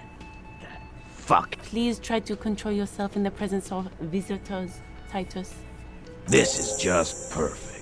Just fucking perfect. Any thoughts on this, lawman? Women are crazy. Irrational. That's what you're thinking, right? Also, your fists are itching for a bump. I already told you. We fucking hanged him. There's less gusto in his voice now. His men too are growing increasingly silent. The man is slowing down. Looks like a bad blood sugar crash. He can't keep track of all the variables anymore. Come on, Titus. The stakes are too high here. There will be blood on the streets. The tribunal, remember. I know you're tired. Why don't you just... You know what? I am tired. I'm tired of you, them, and the whore upstairs. Next time you see her, tell her Titus said, "Fuck on!" This is the petulant rage of someone who's at the end of their wits. That lying, scamming. We're done. This is over. You understand? Your little investigation is over. Yeah. On the floor, beer drips out of the can into a small puddle. No one does anything about it. What is this quiet funeral shit? All we need is some beers in us. Bartender, 20 beers for the Dock Workers Union. Why do we make it 40, huh? Why do we make it 100 beers? You're not loud enough. 100 beers? Now we're talking. Hoppity hop over here, cafeteria manager. The window might be closing. The more beers they get in them, the less cooperative they will be.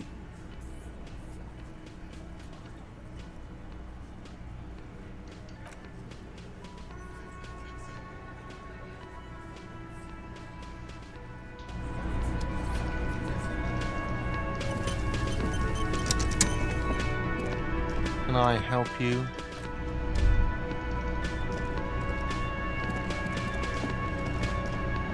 The man ponders.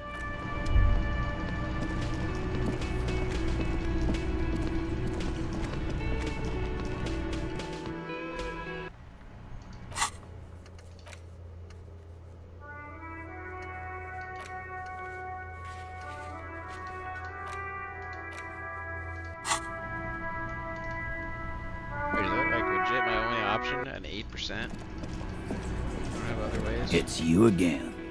What is it? Wait, I can't wait for them to drink some more beer. Again. Good one. About fucking time.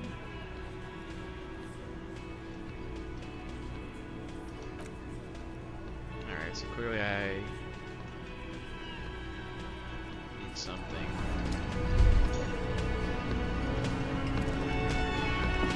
I've got nothing to say. I hate you.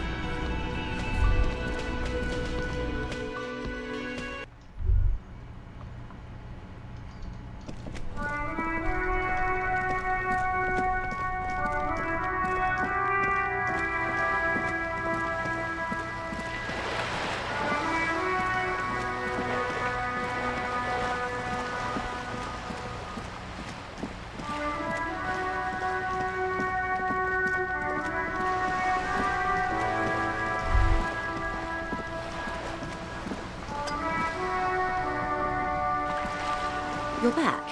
Good. What can I help? Of course, I am. Good choice.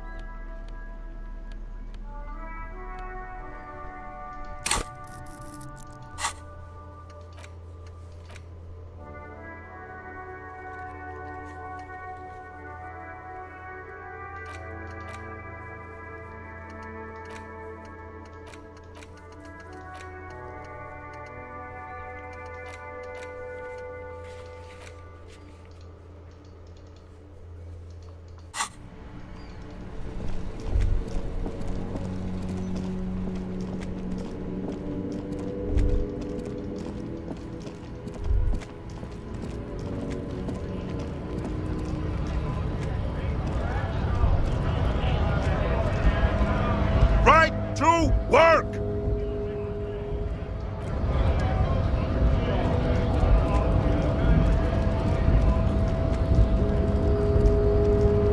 What are wondering, man? How can I? I have to kill time for 4.5 hours. It's rough.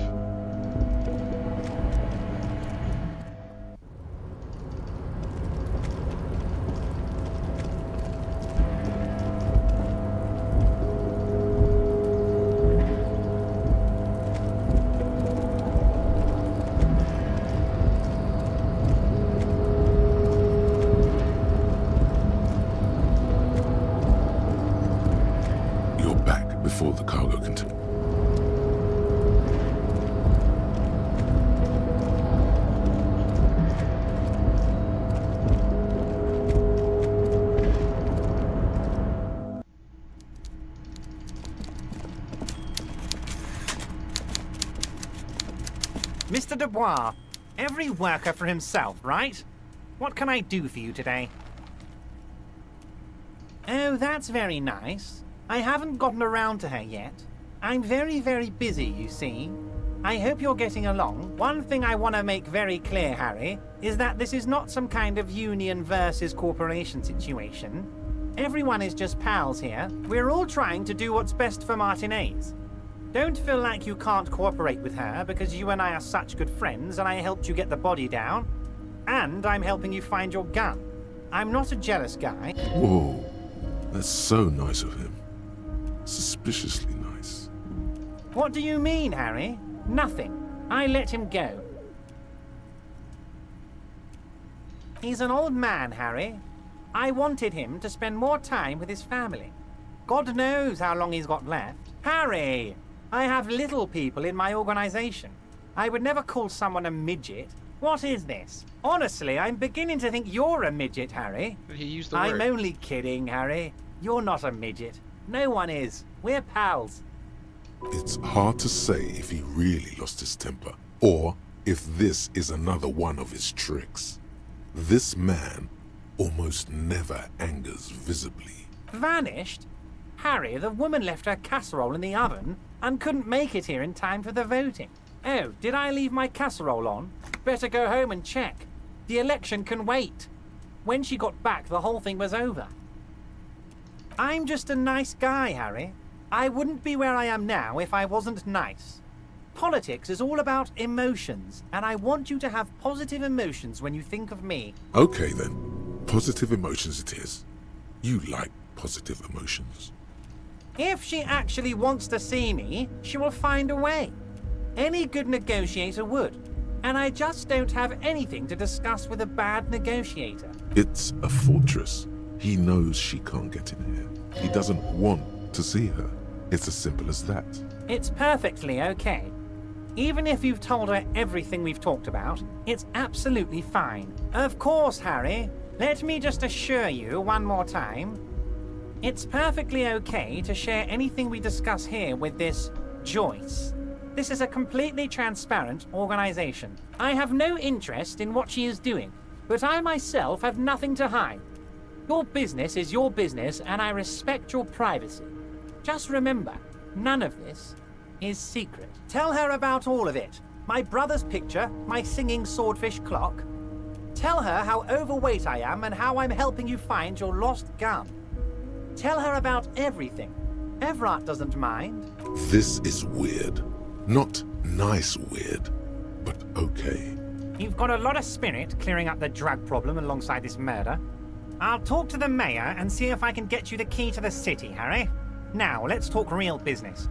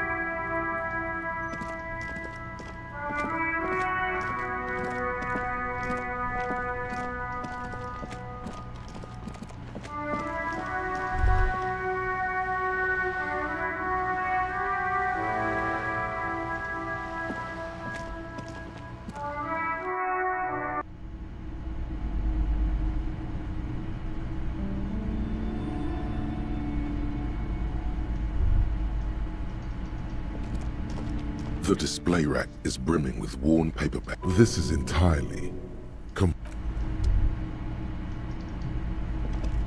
a small mountain of colorful board game boxes. Wonderful board games, sir. The Viticulturist is a classic for sure, or perhaps you'd like Archipelagos of Insulinda, a very educational game for those interested in geography. Browbritter is a fun game of economic competition, but can get quite intense after a while. We have games for the whole family. You can play with your children. Don't be so hard on yourself, sir. You just need to clean up a bit. And technically, friends are a bit like family. For playing with friends, I'd recommend Suzerainty. It's a civilization building game where you build a civilization, then set off to brutally colonize and repress other civilizations. It'll cost 12 real. Wonderful choice, sir. A wholesome family game. Lousy auras there. No, role-playing games are popular among those types. You know, who are into those kind of things. Personally, I don't like it. Not at all. I've heard they turn people into occult enthusiasts. That they have rituals where they try to summon entities. Highly immoral stuff. You can still buy them, though.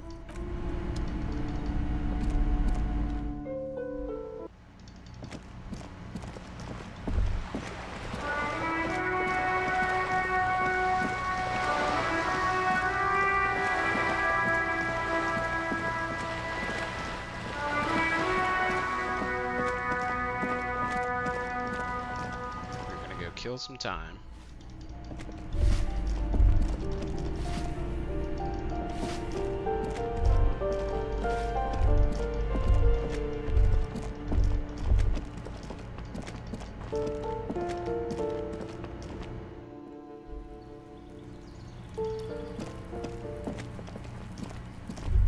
Oh wait. Oh, I have looked at this. Okay. Why even highlight it?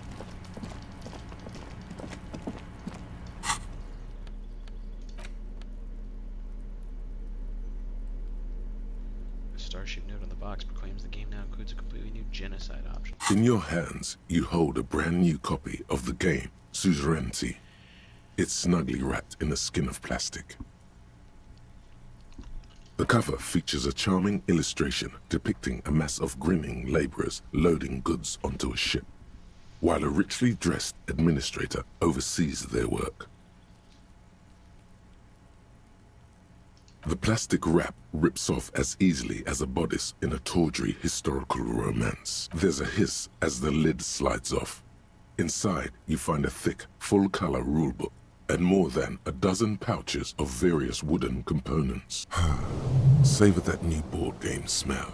A mix of wood, paper, and ink, all wrapped in the sweet must of cardboard. You open up a number of pouches containing wooden tokens. There are also several punch boards with other cardboard components that will need to be punched out before you can play. In addition to the worker and building tokens used by each player, there are also several piles of colorful resource tokens, each representing one of the game's 4 principal resources. From the Empire of Safre, orange apricot tokens. From Ilmarat, the ancestral name of Ilmara, grey marble block tokens. From the Semenine Islands, white sacks of sugar tokens. And from Supramuindi and Sarah Maritza, magenta tokens for unprocessed cocaine leaves. Oh, those are nice. Each cardboard token makes a satisfying tsk as you pop it out. Soon, a neat pile of cardboard coins and counters has accumulated before you. What? You're not going to offer to let me punch any of them out? I'm sorry. You hold the open game box before you. Welcome to Suzerainty, a game of economic strategy for the whole family. The rulebook is sumptuously illustrated and thick as a Gradian novel.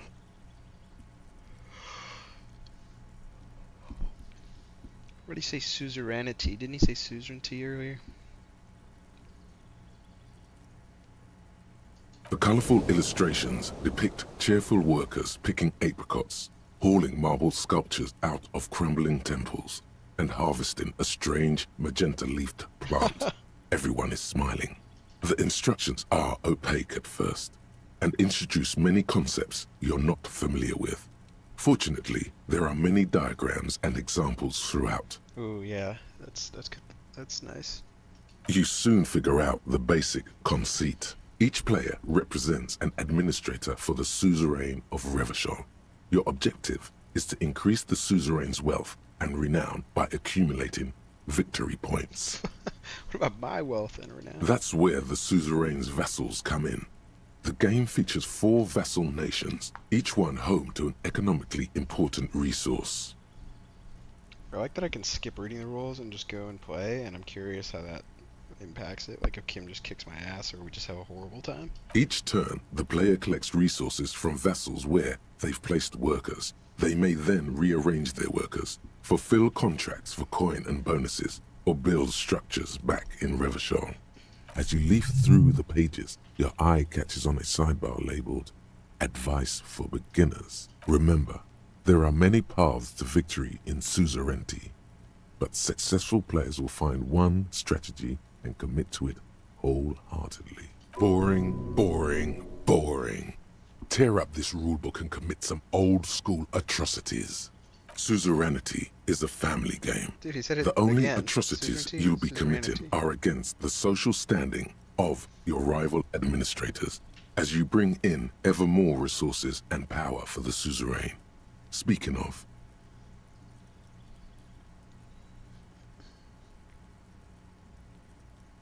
the actual scoring system appears infinitely complex, with a series of tables and appendices required to compute each player's final victory point total.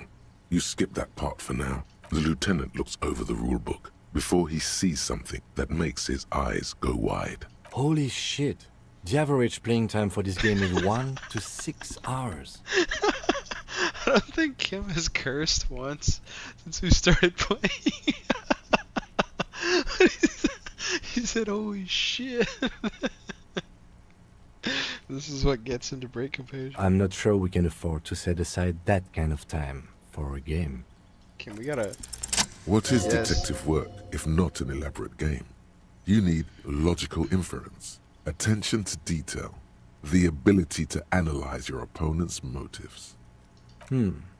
I do feel like my thinking has become somewhat rigid. Maybe a little diversion to keep the mind limber is just what's in order. Cool, we can leave this out of the report. See? He's doing the hard work himself. All he needed was a little nudge. Thank God we passed that check, because if I paid 12 real just to not play this... Alright, you've convinced me. How do we play? You explain the basic setup procedures to the lieutenant, who seems to be a quick study.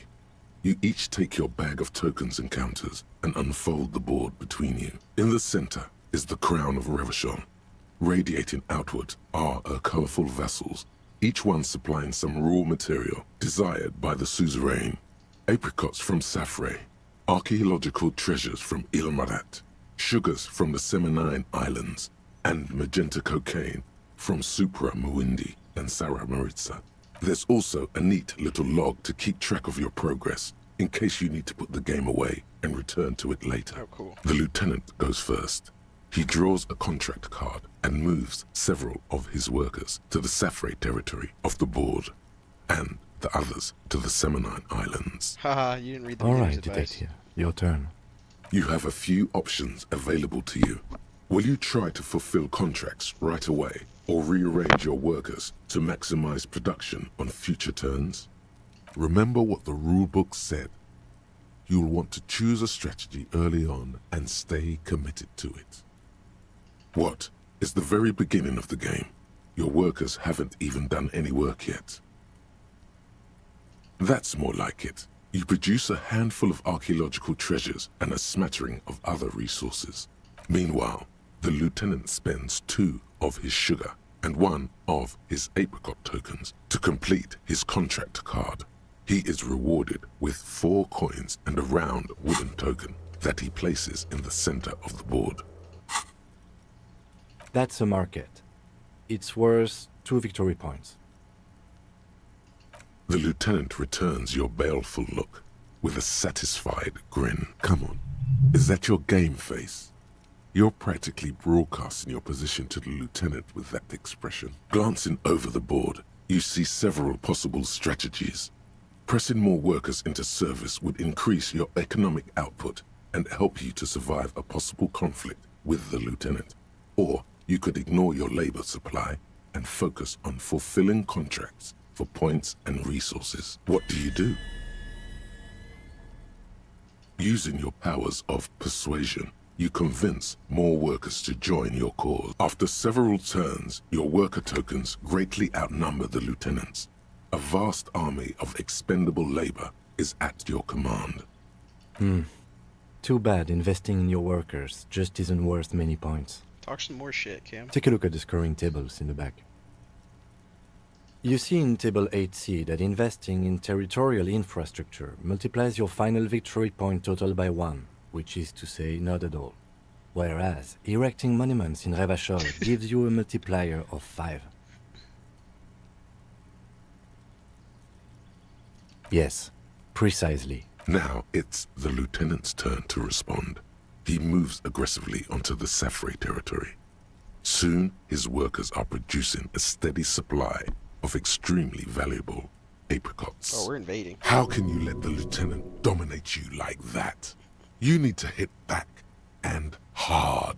For several turns, you struggle to respond to the lieutenant's burgeoning apricot empire.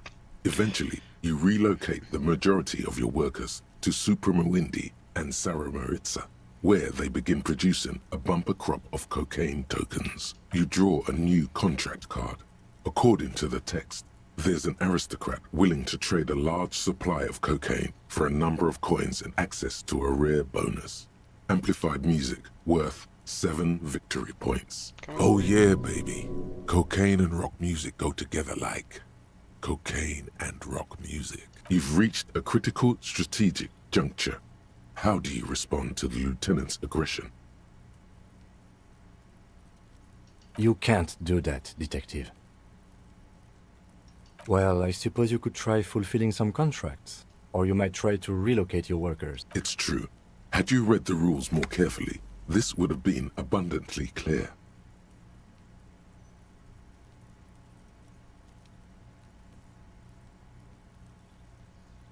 Instead of focusing on amassing points, you embark on a quixotic project to win the hearts of your worker tokens. After several turns, you've unlocked advanced hobbies and health insurance. Your workers now produce an extra 2 resources per turn. You do realize the game is called Suzerainty, and not Workers' Paradise, right? I don't think the suzerain cares much about the welfare of its workers. Here, watch this. The lieutenant continues his strategy of aggressively producing apricots for export. He fulfills contract after contract, racking up ever more victory points. This game is depressing. The end game is upon you. What will be your crowning achievement as the suzerain's territorial administrator? You could continue your efforts to win the hearts of your worker tokens by building the rarely attempted public education system for your territories. Alternatively, you could actually try to win the game by building the extremely valuable victory column in Revachol, or by crushing the lieutenant in a devastating trade war. The choice is yours. The lieutenant nods gravely as you erect tariffs against his apricots and sugar. This is going to get ugly. It's getting too real. With every turn, tariffs are raised until neither you nor the lieutenant are producing any income or generating resources for the suzerain. Even in the best of cases, it's impossible to really win a trade war. Oh, no. But this is far from the best case, and the lieutenant's apricot-powered economic engine crushes yours. Soon, your coffers are empty, and the map lies strewn with your worker tokens. Oh no. I hope you learned your lesson. Never fuck with Kim Kitsuragi. This is amazing. Now, let's tally up the scores, shall we? Computing the final scores is almost a game unto itself. You each spend an inordinate amount of time making stacks of coins, consulting tables, and struggling with basic addition and multiplication.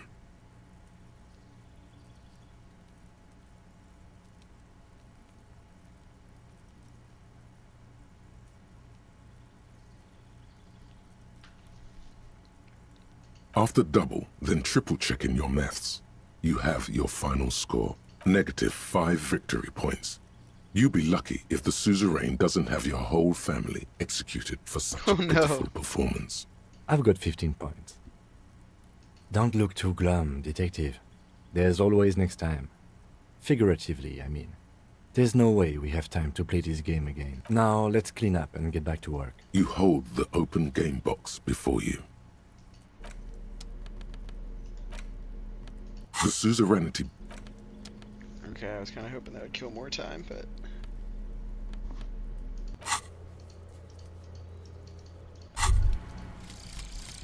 Fairweather T500. Remember that weakness you were looking for in the ceramic armor? Like, maybe it can only stop small, fast projectiles, but a large, slow-moving pry bar would shatter it? Or, if I run an electrical current through it, maybe it will melt. Or, personal favorite, frequency something something radio weapon? None of that would work. You need to shoot the part of the enemy that doesn't have Fairweather T500 on it, because the armor itself is invulnerable. Good news is, so are the armor pieces on you.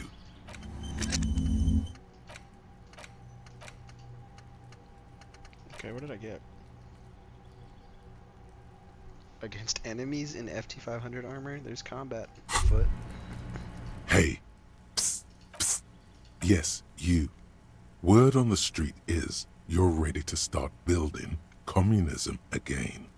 You keep saying things like, down with the bourgeoisie, eat the rich, sodomize the landowners, impale all people who have more than 25 real in their pocket, literally murder all human beings regardless of their political beliefs.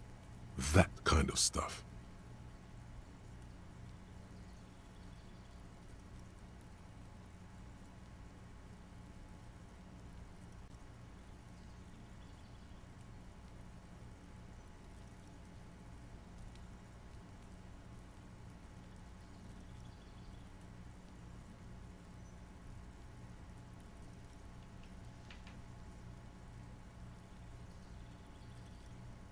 Okay, everyone can see that. So tell me, do you have any questions before we fire up the big communism builder? Very well. I guess no one will build communism then. Let not failure ensnare you any further, beautiful pixie girl. Be an acrobat, a prancing fairy queen. Did someone mention cocaine? Are we doing cocaine? No.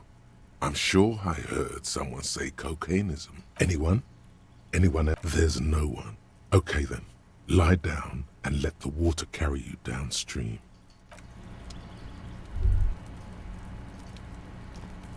This door is made of metal and appears no one. We should return indeed. Damn it, Cam. I was really hoping.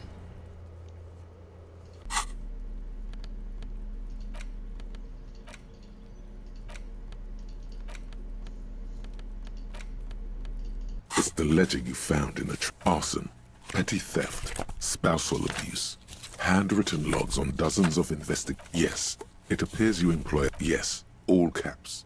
One is called. Others appear more light-hearted. You like this grimy murder. It's going to take an effort to piece these case files together. Yes, however, it's a holdover from the early days of the RCM, right after the revolution. Again, in your defense, I seem to have named one the man with the hole in his head. That was a real person. I pray his loved ones never find out. Rail spiked through the head. He died. It was a workplace accident. The notebook is annual. Judging by the creases on your forehead and the lines on your cheeks, too much more. Going back years, you don't exactly close them so much as, yes, you can piece them together. Why, yes, every last alpha. That, it takes about half an hour to piece one. This one is, the mural is enormous. True love is possible. People, the graffito, the case, the crew, the night, a staggering 7. Did some asshole. Yes, they were leaving cigarette butts. No, you didn't. Some insufferable. They were cigarette butts. No, not much has changed. Okay. This door is made of metal and appears to be... Yes? Are you looking for me, gendarme? No one answers. We should talk to him. Yeah, you're right. Gendarmerie. You found me. And his shirt is still unbuttoned. Wash that thing. Beautiful. So tell me, are you here to make things right again? Beautiful. I have some good news for you. My Sunday friend is visiting me tonight. I told him about you and he'd like to say hello. My Sunday friend. He's brilliant. Everyone wants to meet my Sunday friend. You'll see. That's nice, but I don't have anything to tell you. It's my friend you're looking for, not me. He takes another drag of his unfiltered cigarette and looks around. It's getting dark and the neighboring windows have lit up one by one. Dude, it's 9 p.m. It's been dark. Downstairs, a cat crosses the yard, disappearing into the bush. Kitty. Besides, I've got to run. Something tells you you're never going to talk to an individual this cool or mysterious ever again. Just look at it. It's a beautiful night. Who's going to stay in on a night like this? He's right. Only losers go to bed early. Time to break out the booze. A man on high heels stumbles out of a basement club, music blasting over the entire district. It's chilly, and as the chemicals hit his nervous system, 1,000 shivers ripple through his body. Something flutters in the corner of the lieutenant's mouth as you're saying those words. We'll talk. Just not tonight. Take care, In all the right? sequel.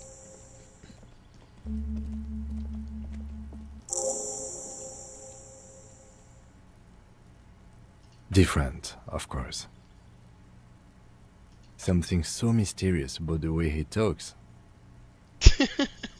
Very. He's barely holding it together. It's all he can do to keep from bursting out in laughter. Come on, detective, let's go. We've got a potential witness to interview. His Sunday friend, remember? Don't laugh at me, Kim. That guy's cool, despite me freaking out about my masculinity.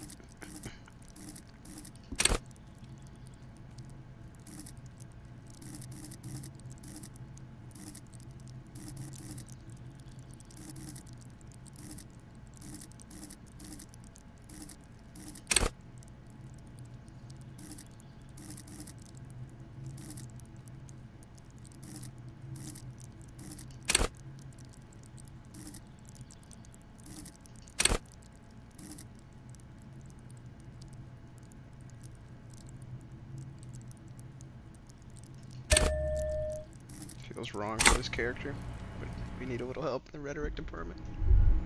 Who the hell is that?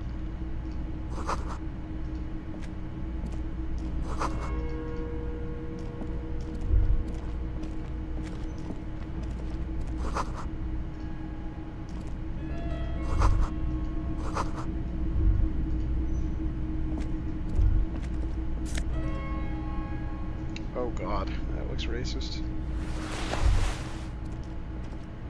Not sure why it would help me with logic though.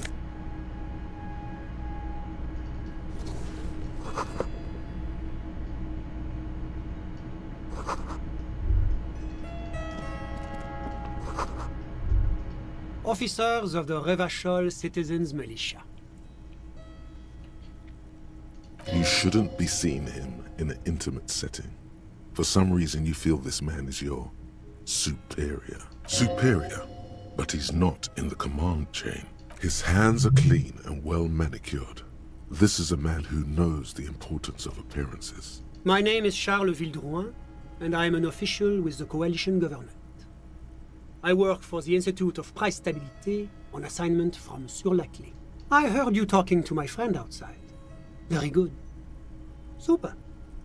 I am here to assist you in any way possible. Ask me about the hanging. This is getting complicated. No, first ask an innocuous personal question to get the interview off on the right foot. Yes, make it clear you're the one setting the terms here. Yeah, let's fuck with him. Who does he think he is? assisting you?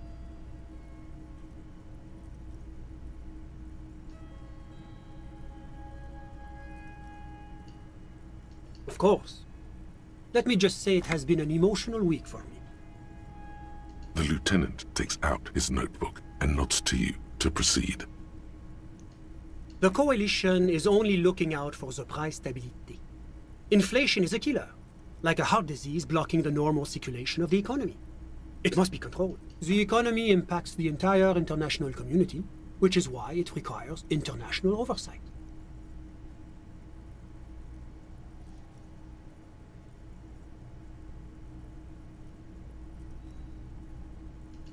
Well, I'm renovating it. It is an interesting project. The building used to be a 12-story skyscraper before the cannons took the top 4 stories off. This, of course, happened when the Coalition forces landed here. You could say I'm undoing some of the material damage the international community caused when we arrived here. Yes, as I said before, I am a commissioner from Sur-la-Clé working for the Institute of Price Stability. Whatever you wish, officer. I'm sorry to say I did, officer.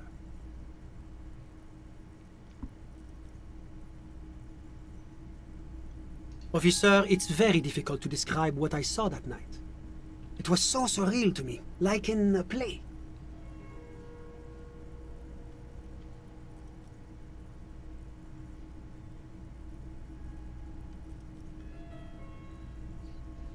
What do you mean, like in a play? It was just so strange. I could barely comprehend what was happening. I was on the balcony when it happened, getting some fresh air. I remember that first they came in, carrying what looked like a body. And then I saw all the surrounding windows go dead, one by one. That's when I understood. I should not be seeing this. Sounds like the victim was unconscious, or at least incapacitated. Interesting. I couldn't see their faces well, and there were quite a few of them. But they were very loud and very Martinez. Let's just say that the laboring classes can get rather expressive with their profanities. I couldn't tell you exactly. Less than 10. Maybe 8? The lieutenant sends you a sharp look at the mention of that number. That's a giant you're describing. No, they were all quite human. As far as I could tell. I went back inside. Yes, back inside. Keep yourself safe from the killing. Were you able to see anything from inside? Officer, the yard was pitch black. There was nothing to see, but I could still hear their voices. They were threatening to kill that poor man. All men, I presume. But again, I couldn't see very clearly. But we are fairly certain the lady driver was present. It's possible, officer, but I cannot say with certainty. Well, that's the strangest part, officer. Nothing happened. It was oddly quiet for a public lynching. Eventually, their shouts died down, and that was all. There were no gunshots, no celebratory shouts, no anything. You're right, of course. That is what one is supposed to do in such circumstances. I was simply in shock. Dude, he was boinking the other dude. He wasn't supposed I'm to be afraid here. I don't have anything else to add. About what time was all this happening? All I can say is that it was late. My watch. Yes, now I remember. It was 30 minutes past midnight, give or take. No, I didn't see the corpse until the following day. Of course, anything I can do to assist the RCM. Ah, my friend. My friend is a good young man. His family immigrated here from Kedra, and life has not been easy for him. But he understands the importance of education. He has taken his future into his own hands, and that's all that matters. Sorry. Who? But I told you, officer. He's a bright young man here to pursue his education. Education is the foundation of our future, especially the arts. It is a cornerstone of our civilization. Officer, you have to understand. I can't give you his personal information. I'm sure you have your own methods and databases, right? Please don't put me in this situation. He's deeply enmeshed in the study of the fine arts, yes. He's a truly free spirit. He likes all the arts. Perhaps graphic design? Printmaking? Who knows? The world is open wide for a talented youth like him. How did any of us become friends? Bad things happening on the Insulindian Isola? Oil platforms ablaze in the night? Civil wars lasting for years? Finally, the international community is forced to step in. Au contraire, it's how millions of people end up where they are, meeting the people they meet. It's how I came here, and my friend too. I'm just enjoying the view. Listen. The baby is crying in the neighboring apartment. No, listen. The Insulindian Bay. My friend comes and goes. I'm sure you'll see him around. He's a busy bee. I'm all ears, officer. A moment. Officer, do you have everything you need from me? I'm afraid we won't have the chance to speak again once you leave. It's against diplomatic best practices for an official in my position to be discussing murders with local militiamen. Of course, I'm...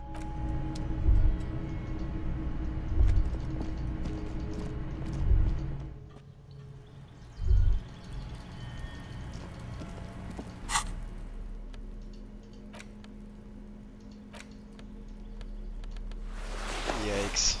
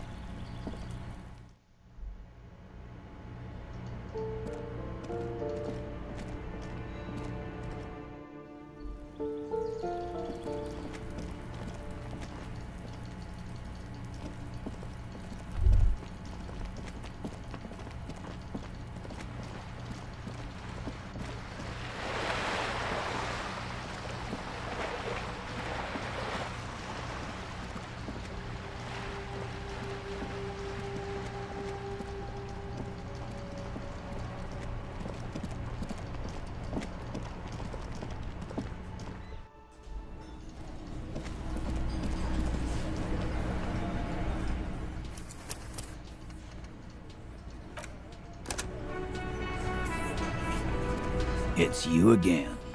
What is it?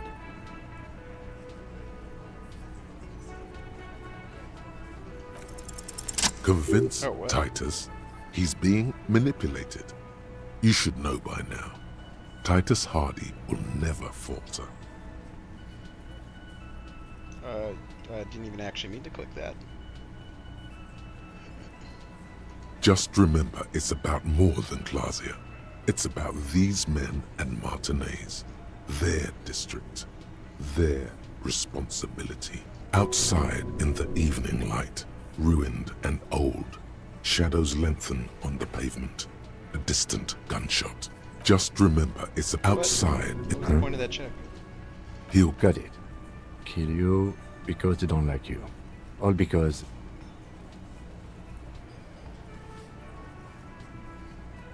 Goddamn right, this is Union Town. Fuck, Dennis. We don't kill you if you work for the company.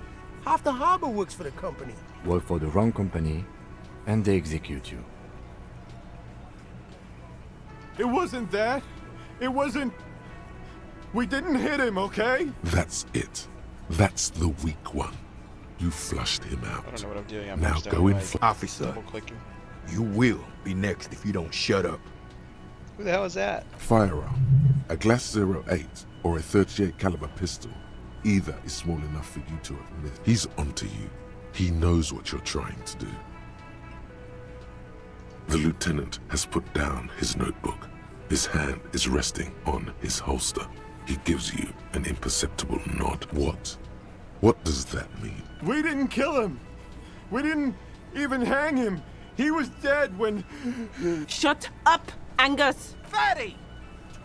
Say one more thing to the cops and I'll... Dennis, stand down, or I'll beat your head in. Theo, take your hand off the belt. This isn't 31. I've got this under control. Angie, where's your goddamn inhaler? You sound like you're dying. I left it home. I can't get it. I'm too fucked. I'm sorry. Why are you so fucking fat, Angus? Now it's all pointless. Because of you. You wasted my time. I told you, Titus. I told you just give her up. Lizzie, your help is no longer needed here. Go tell Everard. Fine. I'll tell him. After a long walk along the coast. What just happened between these two? You're in. He's all yours. Questions? He nods. You hanged the corpse to cover up the real cause of death. What was it? We're not sure. Probably a bullet. The wound was difficult to see. So there was a wound. You should try looking for it one more time before you send the body away. 'Cause the girls asked us to. They were in some shit. Did she kill him? Cop, I have no idea. The girl says she didn't. So cooperative now. Classier came down. She seemed really out of it. Drugged up, even more than usual. Bug-eyed and gurning, you know? Not in a fun way. It looked like she'd redosed after something went down. I've seen that look before. She was scared. I knew someone had died. I've done this job for 10 years. I've seen it before. It's the politician in the motel room with the dead hooker scenario. Only in reverse. Good analogy, boss. You don't get to talk yet, Shanky. You're still on the bench. And you keep taking it easy too, Angus. We went upstairs. Sure as day the Merc was dead. There was a bullet hole through the window. Fucking dirty sheets and bottles everywhere. Tibbs patched the window. And the corpse. We hanged. Nah, he's my brother. He's in the window replacement business. You may have noticed our girl's in some shit of her own. They can't show up on police radar kind. There are people after her. From the old world. Where she came from.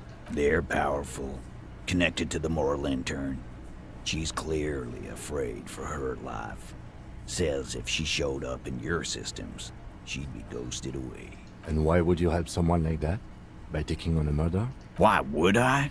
I guess we abide all sorts of runaways and losers here. It's a Martinez thing. Not yet. Just some ideas. She says the shot came from outside, behind the window somewhere. So that's a clue.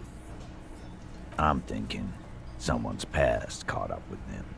Either hers or his. Hers, you mean? I mean the people after Clausia. Maybe the shot missed. Maybe it was meant for her. I like that. Been thinking the same thing myself. My dude. One of those mercenary buddies of his could have done it. They got guns, training, years of bad blood, probably. Or it could have been someone else from Crenell. Tell you what I'd do. Check out the coast for vantage points. Maybe consult with a ballistics buddy of mine. That's what I'd do. If I wasn't too busy doing this clown dance with you. In a manner of speaking, we had help from another girl. It was her idea to hang him, and I liked it. For political reasons. It sent a good message. Fella, you think too much. He's off all right. You're gonna hurt your head. A little too far there, but you're definitely right. That woman is just affiliated with the Hardy Boys.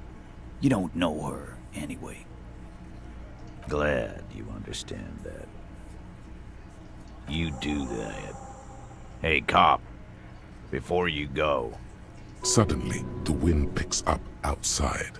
You hear it rattling the large windows in their frames. It carries newspapers, circles the whirling in rags in a warm column. She, Clausia, came to Martinez to hide. Many of us did. This is where you wash up when there's nowhere left to go. The Union takes you in. Now, she refused that protection. But, that's right.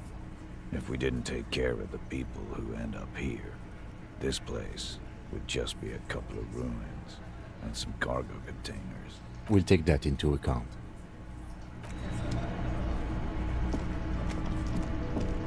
Interesting.